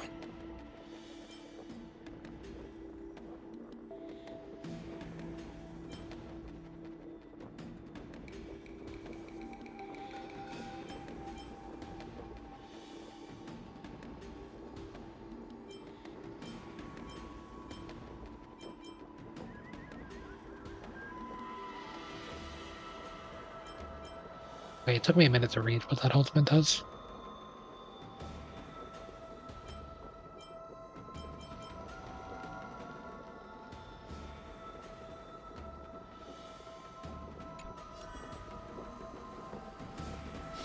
I shall be the judge.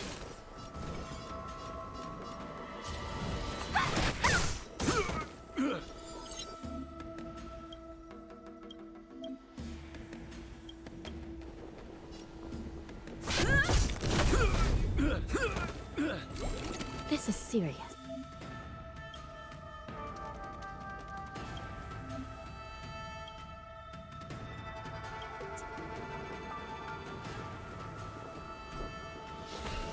Recount.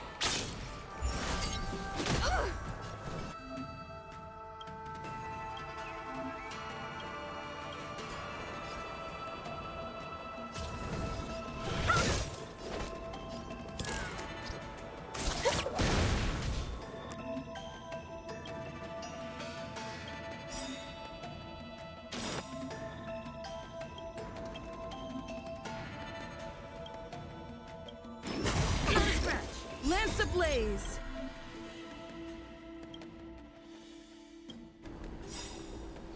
Lance forward! It's time.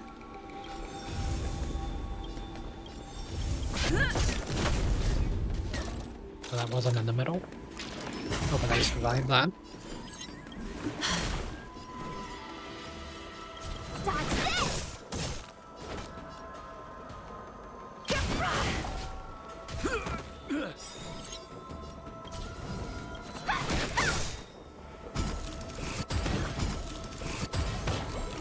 Still in denial. Take this! Shape of Taishu! Rise, Phoenix!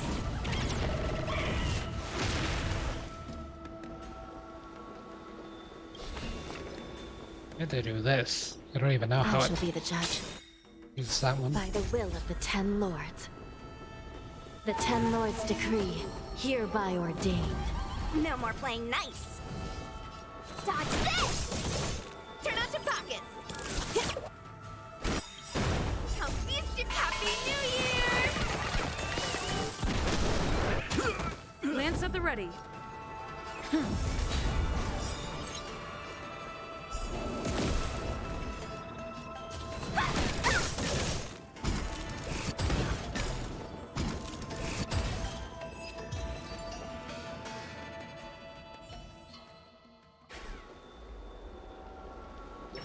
You've lost, Cirrus.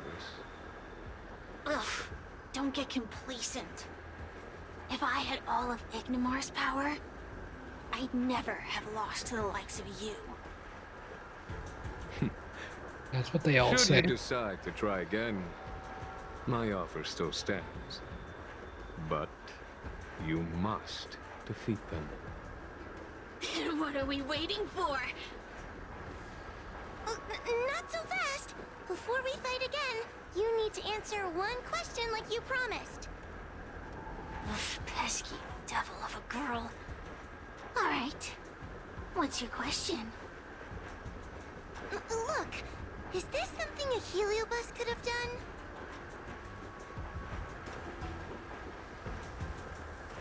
There are countless heliobi that escaped from the creation furnace. And every one of them could have done such a thing.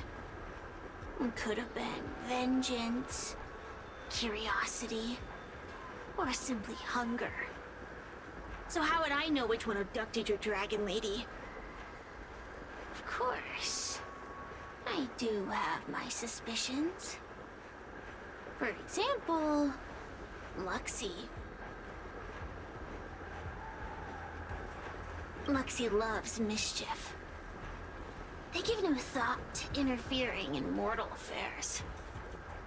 Their only concerns are entertainment and freedom. Among all the fragments of Ignimar, the one most likely to abduct your precious dragon lady would be Luxie.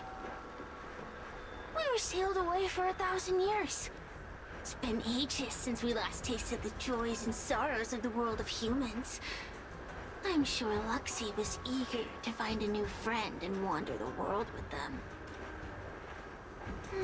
I think they're telling the truth. Heliobi do have different personalities, and they can be influenced by the personality of their host. If a heliobus possesses a great warrior, they might gradually take on a braver, fiercer persona.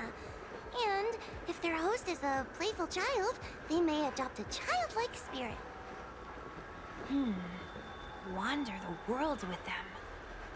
It sounds like Lady Bailu would have been an ideal target. She's always running off to play in Arm Alley. This intel should be a big help. Hey! We're not done here. You still owe me a fight.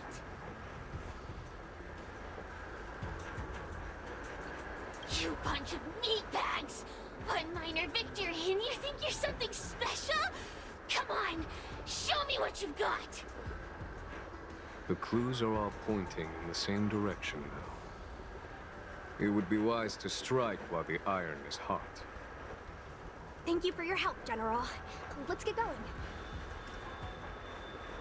Hey, goodbye, Jing Yuan. Oh, he's still here. Are you done running around yet? I provided you with information as promised. Why am I still empty-handed?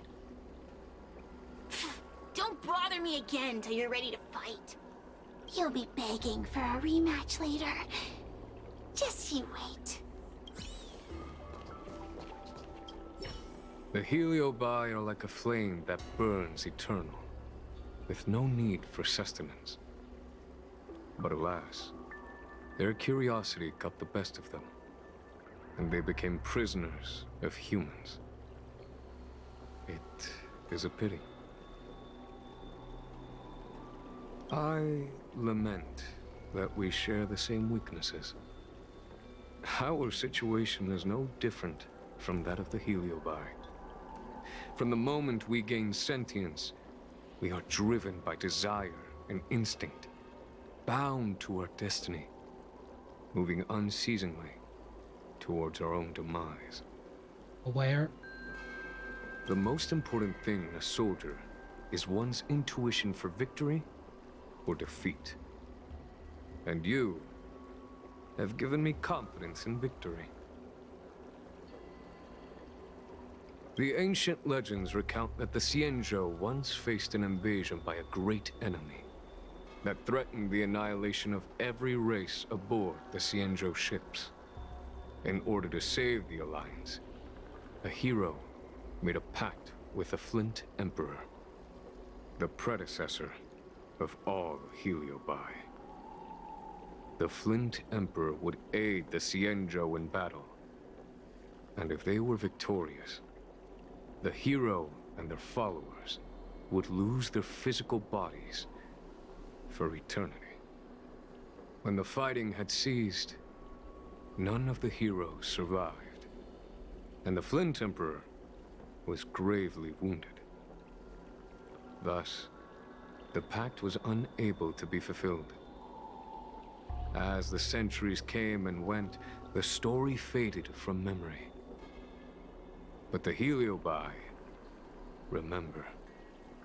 They hold claim to this debt for all time. The great battle between General Tang Xiao and Ignomar was fought largely for this reason. The Trailblazer's little cape is really thin, that's what I was looking at there. Aiding the Ten Lords' commission in subduing the Heliobi is a legitimate reason to take a leave of absence. I shall treat it as a vacation and enjoy the scenery of Figstrel Garden. Though I must admit, the wind here does chill the bones. My throat's hurting a little bit. I want to try to finish this Trailblaze continuance at least.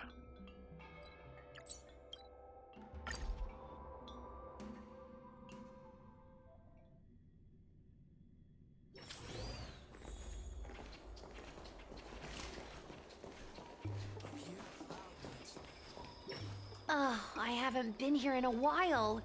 It's nice to be back in the old stomping ground. Oh yeah? Since you're so familiar with the place, you can lead the way and conduct the interviews. Did I hear something from the peanut gallery? Look! Those two are wearing Alchemy Commission uniforms. They're probably looking for the Dragon Lady. Lady Bailu disappeared into thin air. They must be pretty confused. Remember, we have to keep our identity secret when we interview them. And don't mention anything about the Heliobi. People might start panicking. Don't worry, Judge Wafa. Effective communication with the public is one of the basic skills of a Cloud Knight.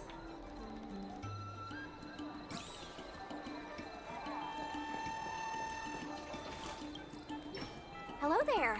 Judging by your clothing, you two must be healers from the Alchemy Commission. My name is Sushang. I'm a Cloud Knight soldier. Are you looking for the dragon lady who suddenly disappeared? Even the Cloud Knights are getting involved? Did you file a report or something? Report? I haven't said a word to the Realm Keeping Commission, let alone the Cloud Knights. People would think we were crazy if we reported this. There's something fishy going on. How did the Cloud Knights find out? Good question. So, actually, we're affiliated with the 10th... The 10th Squad! Cloud Knight Security Squad 10, to be precise. We patrol the streets and respond to all kinds of unexpected incidents. It's grunt work, essentially. Oh, I can relate. We're no stranger to grunt work ourselves. Anyway, we I heard about saved. the Dragon Lady's disappearance, so we hurried over to see if we could help. Oh, we know this Outworlder here. She's from the Astral Express. I've heard the Dragon Lady mention her before. Well, it's great that you're all willing to help, but we haven't actually figured out what exactly is going on. Yeah. Just when we had her cornered, the Dragon Lady disappeared with a bang. And while we were chasing her, we saw 2 of her. It really is a mystery. That's what I was just saying. But can Cloud Him magic really do that? It sure can. This Foxian beside me? Well, she's actually the Xianzhou's top expert on intangible cultural heritage. She's super knowledgeable about Cloud Him magic. Oh, no. Could you share some expert insight with us? Huh? Yes! I'm a very professional expert, and I'd be happy to share my, expert knowledge. In fact, Cloud Him magic isn't the only magic out there that can achieve such feats. We Foxians can use our Foxfire to make ourselves invisible. So where did you last see Lady Bailu? On that road there. And I swear I can hear a child giggling whenever I walk by. Must be the wind. Be sure to get some rest. We'll take over from here. Lady Bailu must have seen you and gone off to hide. But with her old friend here, maybe she'll be willing to come back out. Fantastic. Well, we'll leave you to it.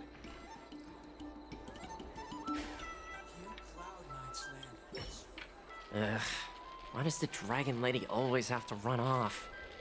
I swear they should be paying us extra for this.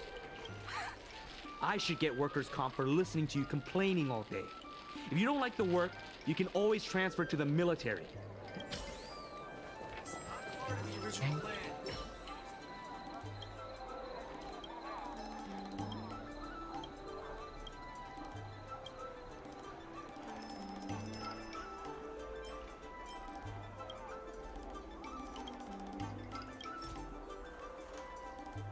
$1,000.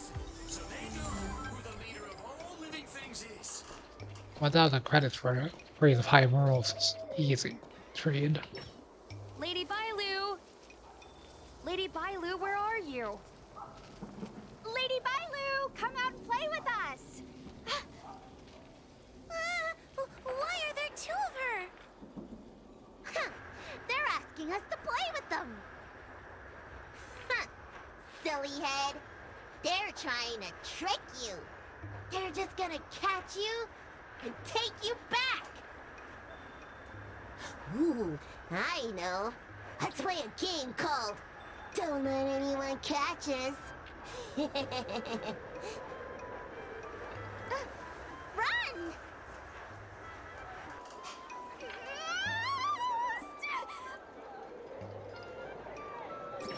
Seriously? That ghost twin was one thing, but your screaming nearly sent me to the grave. Sorry, but seriously, I knew it was a Heliobus, but seeing double Bailu like that sent shivers down my spine. It's okay, Miss Sushang. I've worked in the Ten Lords Commission for many years now, but I'm still not used to their tricks. They're eluding our senses, but they won't have gone far. We just need to look around.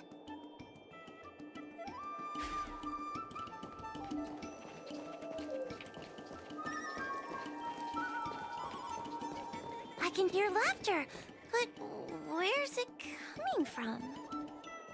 Oh, no, I'm starting to get the heebie-jeebies. You can say that again! It seems to be coming from this room. I'll open the door and take a look. Everyone, stay on high alert. Huh? It won't open.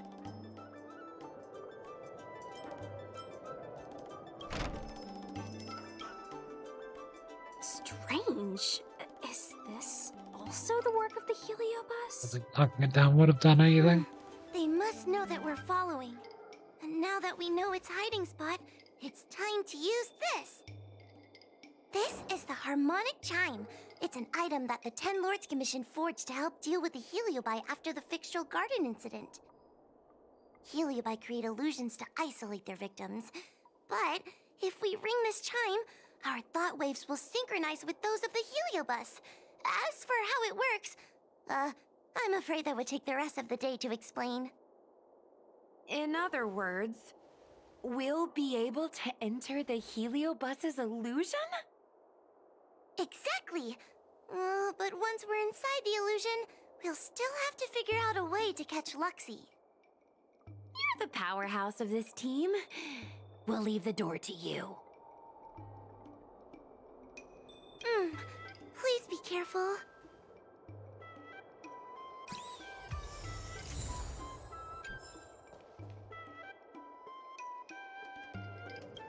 When you're ready, ring the chime. We'll all charge in together. Okay, Guinaifen, you need to stop talking about ringing stuff. Ringing alarms all the time. It will never escape my brain every time I see her. I never thought this would be behind the door. Remember, it's just a heliobus illusion. Domain expansion. Hey, you over there! Release Lady Bailu! Don't be a bunch of fun suckers. She doesn't want to let anyone take her away. Luxie, they came here looking for me. It's starting to get dark. Maybe it's time for me to go back now? Lulu, didn't we say before that we wouldn't let any grown-ups find us? And never let them take us home? Why did you change your mind? You're right. Grown-ups break their promises, but we don't. That's right. Remember, if you ever get hungry, I can conjure up anything you like. Berry pheasant skewers, star taro bubble tea, you name it. We have it right here. Okay, pick some right now. Not yet. Why don't we play a game first? You bad guys over there, okay? You're gonna be in the game too. Lulu, let's make a run for it. If we escape from them, I'll conjure up all of your favorite snacks and drinks. Wow! Then what are we waiting for? Let's go! We're free from the grown-ups! We can play all day, every day! Wait, stop!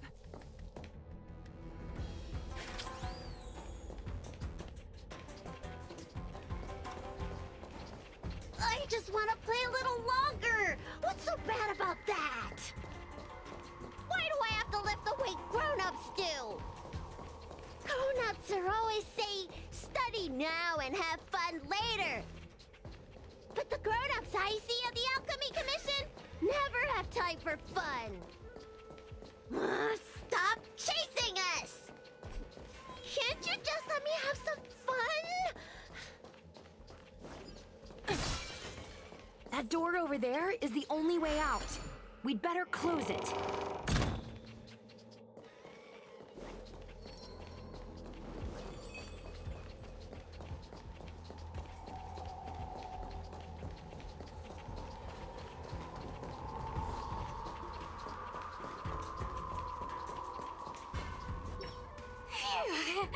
By the Arbiter, they sure know how to run. That's the power of a heliobus. Catch your breath before you pass out. Let's try a new strategy. I don't think we can beat them like this. We need to use our heads. Sushang's gonna use her head? Now we're really done for.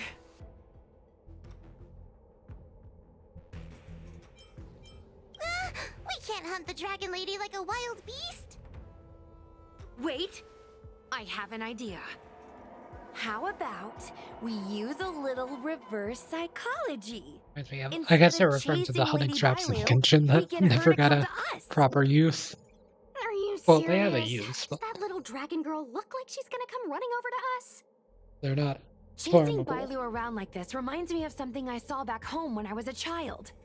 On my home planet, resources were scarce, and if you wanted to eat meat, you had to risk your life by going deep into the mines to hunt an animal called a sky mink. Sky minks fly so nimbly and are so alert that even the quickest of hands will have a hard time catching them.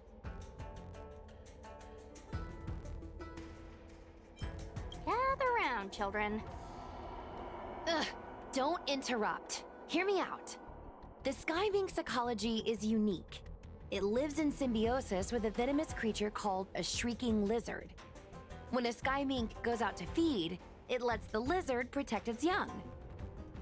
So we used to go to sky mink nests to catch shrieking lizards instead. When a shrieking lizard gets caught, it calls to the sky mink with a loud shriek to warn it to return to the nest and protect its young, which of course led the sky mink right to us. Well, the competition for survival went two ways. Shrieking lizards spew out a potent venom, and failure to take proper precautions cost many a hunter their life. Nice story, but what's it got to do with chasing Lady Bailu? Ugh, isn't it obvious? If we catch one Bailu, the other will come running to us. I remember one of the judges had a precious item called a Lunambra gourd, which could absorb and imprison Heliobi. Oh, come to think of it, I think that's the thing I smashed. I wonder if they fixed it. Actually, I have one with me, but it's only effective when the heliobus is close by. Nice! In that case, you can take the gourd and camp out in a corner. The rest of us will chase Lady Bailu back over here. If we catch Lady Bailu, will Luxie really follow her into our trap? Do Heliobi really have a sense of loyalty to their victims? Who knows? Zira said that Luxie is kinda childlike. It's worth a try.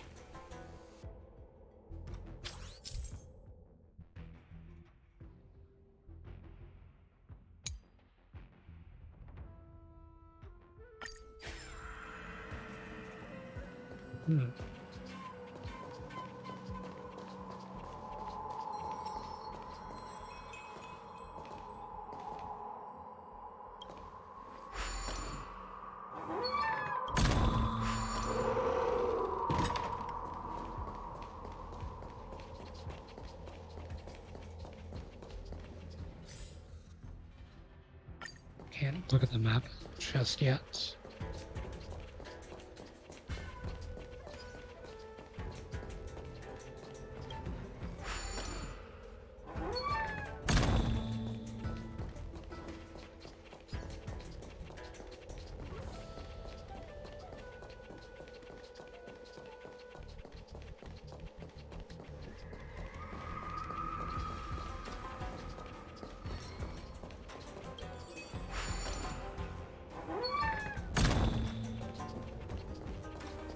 Why do grown-ups always say that life is harder for them? So weird. Weren't grown-ups kids once too?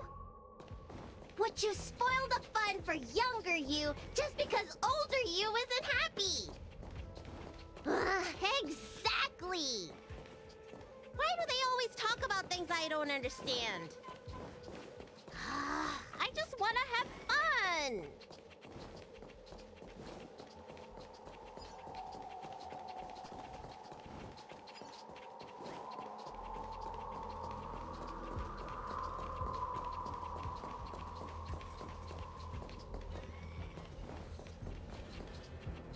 I need to get it in here.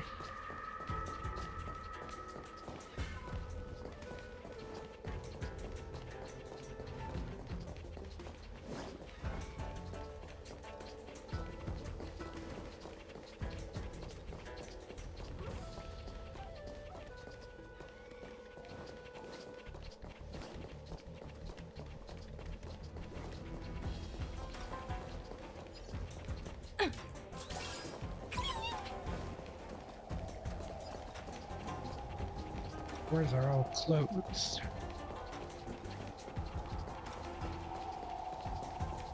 Is that we need to open this one?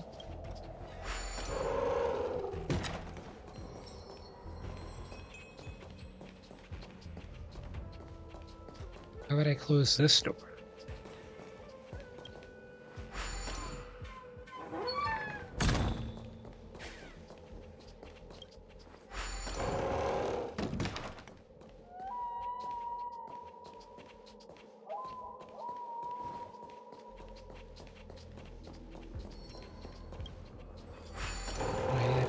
This side. Yeah, path of correction.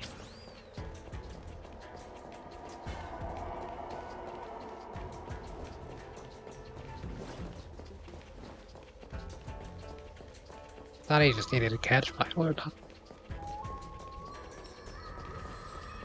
Will the door be open? Don't let me go! I don't want to be locked in here! Lady Bailu, please calm down. You're not yourself right now. You're being influenced by a heliobus. You're lying! I never had playmates. Today I finally found one, and you guys are trying to take them away! Huh? Grown-ups are so mean!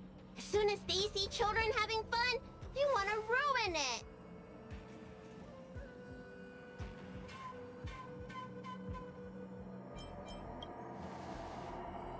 Careful! Don't let them manipulate you! Sure enough, they walked right into our trap. I was considering letting you join the club and have fun with us. But since you're so determined to spoil everything, I'm afraid we'll have to settle our differences through violence. Yes, violence. The only language you grown-ups know how to speak, right? The one you use when you're telling us off.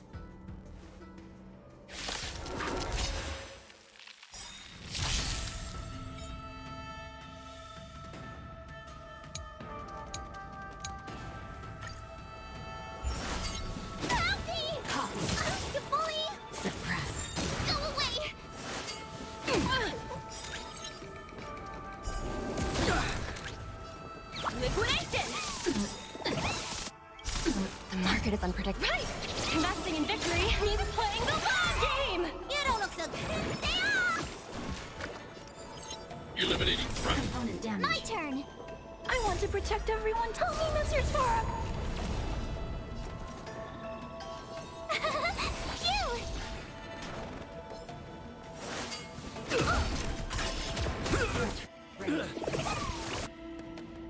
Component damage.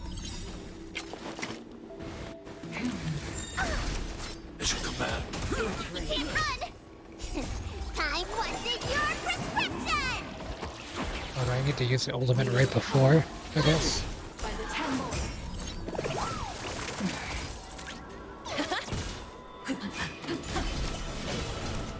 Stay back, Clara. Subdue. Unscathed. Component damage. Target threat. Component damage. That was not I want to intentional. protect everyone. Tell me, Mr. Sora. Suppress. Mission command. Easy number. Threat raised. Mission command. Mission failed. Barely did any damage. Oh, I'm sorry, Lulu. The grown-ups won. I can't play with you anymore. Oxy, we said we never go back with the grown-ups. they break their promises, but we can't. There's nothing I can do about it. Playtime can't go on forever. But we still had lots of fun. Let's play again next time. There won't be a next time. Hua, you know what to do. Luxie, how long before the next time we can play together? We both have many years ahead of us, so in that sense, it won't be long at all. But for now, I have to leave with these grown-ups.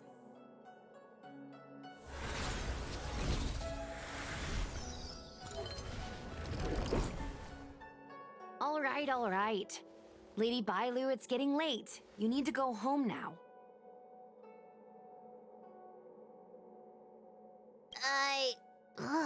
Everything's so fuzzy. Did I do something bad? No need to feel bad, Lady Bailu. You were in a dream world. None of it was your fault. But I made everyone chase after me for so long. I shouldn't have done that. It's only natural to want to escape when strict rules are being forced on you. I know there are a lot of grown-ups trying to control you, telling you what you can and can't do. They're the ones to blame. I was ready to apologize to everyone, but now you made me forget what I wanted to say. Apologize for what? You know, you and me have a lot in common. I'm almost a grown-up now, but I still miss my childhood days and running about barefoot. My big brother used to boss me around. He'd give me chores, constantly telling me to grow up, that kind of thing. Then one day, I decided to rebel. I ran away to prove that I could get by without my family, and eventually settled on the Xianzhou. Whether it's a dragon lady like you, or an ordinary person like me, I feel like many people's lives follow a similar trajectory. One day, you'll have the strength to leave your current situation and move on to the next phase. In the meantime, I suggest you try and cherish the good, rather than apologize for the bad. All right. I don't want everyone to feel too sorry for me. Hey, did you ever think about joining the Alchemy Commission as a psychotherapist? Jeez, and there I was, pouring my heart out. Now I feel like this kid's lived longer than I have. Can we not linger around here too long? This place is really spooky. Maybe we can chat somewhere else.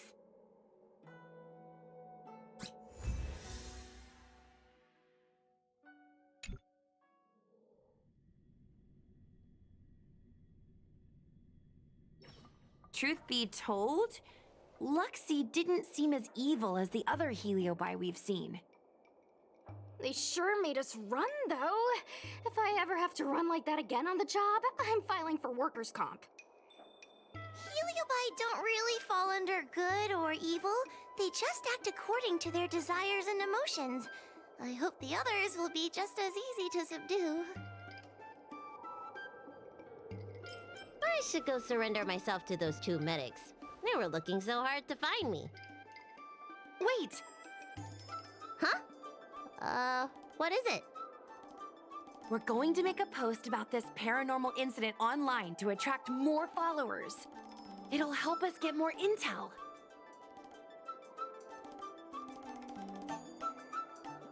Oh, I get it. We can't just tell the public that the Dragon Lady was possessed by a heliobus, right? So, we won't mention my name, right? And we'll make up a headline? That's right! We want to report this incident like it's a paranormal phenomenon. The more exaggerated, the better. And then announce that it was solved by our ghost hunting squad. Then we add on a few photos and videos. It'll be sure to get lots of views. That's great and all, but I'm not good at making stuff up on the spot. I heard that you helped Mr. Cian write stories before. You must be an expert wordsmith.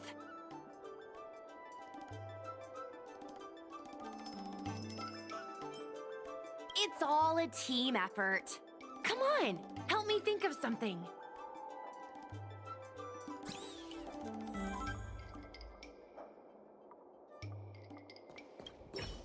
Sounds good. Let's have a think about it. Why not just have... Oh.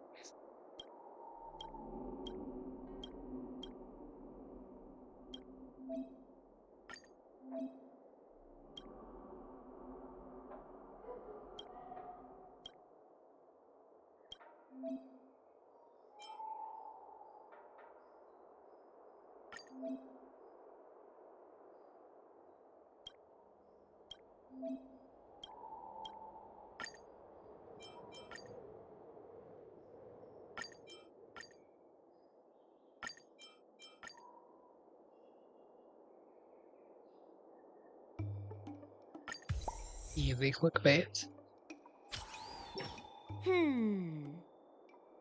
I say that's a good title. What does everyone think? Alrighty then, it's decided. You Somebody should go said back anything. soon, Lady Bailu. Those two medics have had a rough day. Okay, I'm going back now. Thanks for the rescue.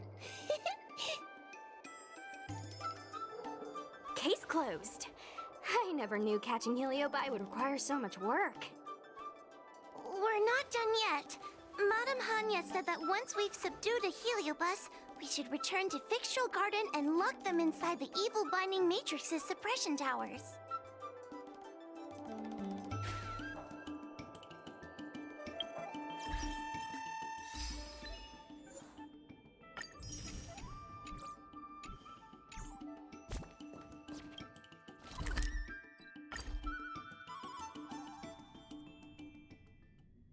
Yeah, I'll go into this Trailblazer continuous and then I'll have to stop for tonight because I'm pretty tired. Still, my throat's kind of dead too. That's why I'm not really saying anything. It's a bit better now, though, that I haven't said anything for a bit. It's over. Now I can finally get some rest. But there are still lots of heliobi roaming around out there. Oh, we can't rest for too long. I couldn't agree more. I'd rather focus on resting first. I need to wait for my heart rate to recover before I go chasing another heliobus.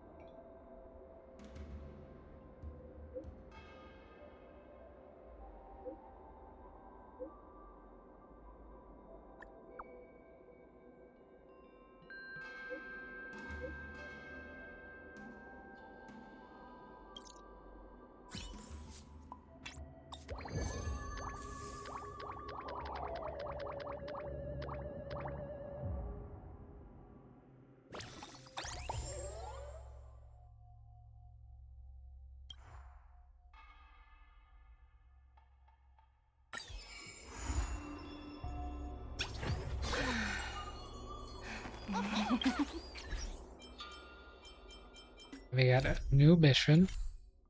Intermission this time. No limited time rewards for completing the Trailblazer continuance, I guess.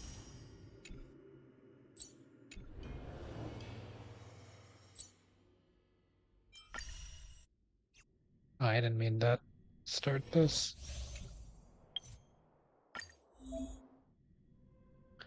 Saving that for later.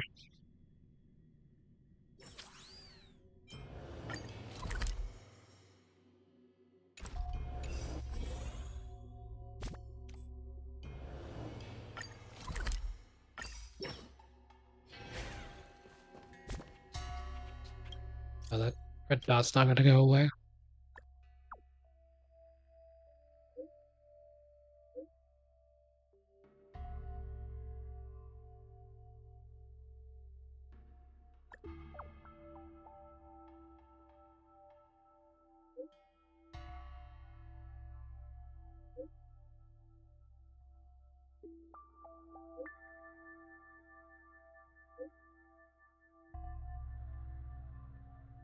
I wasn't trying to tell them to scram.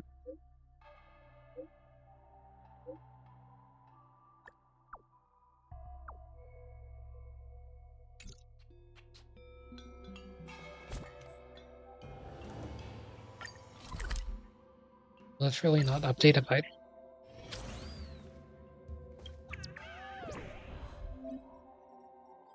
I see.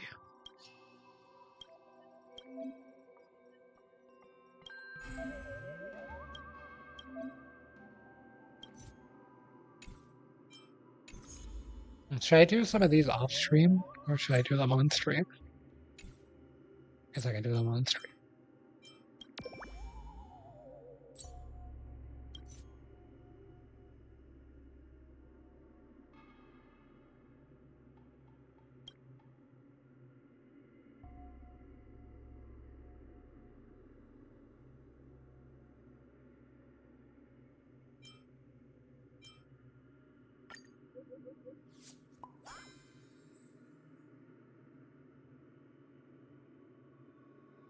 And reply.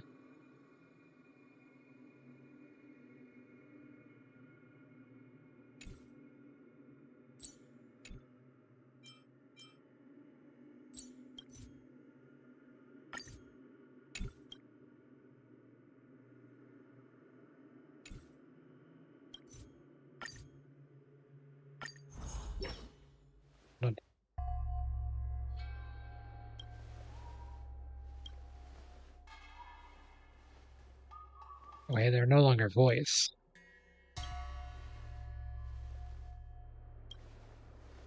I'll still do these on stream, but I'm not going to do this one for now. I'm not going to read what they're saying, though, out loud, at least. Partially because my throat's hurting.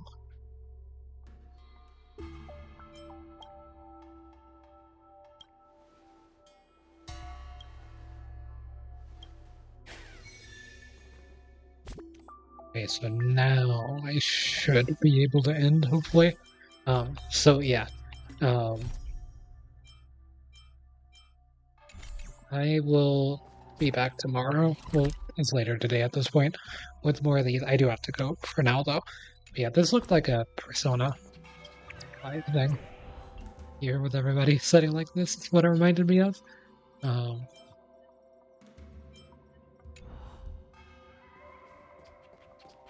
When I end up being terminally online. Well, okay, so yeah, I'm going to end things here outside of my house. This is where I live now. I have not seen sunlight in days. It's just been here in the path of darkness every day.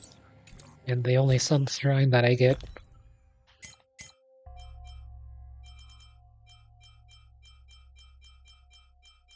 is this. So, yeah.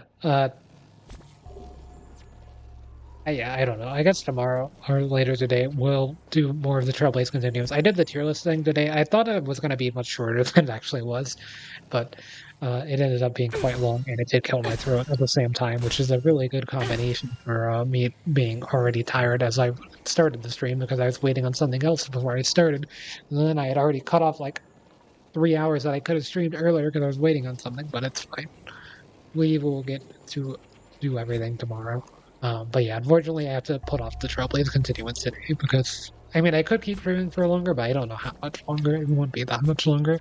So, and again, well, things are going good. So, yeah, guess I'll see everyone in the next one.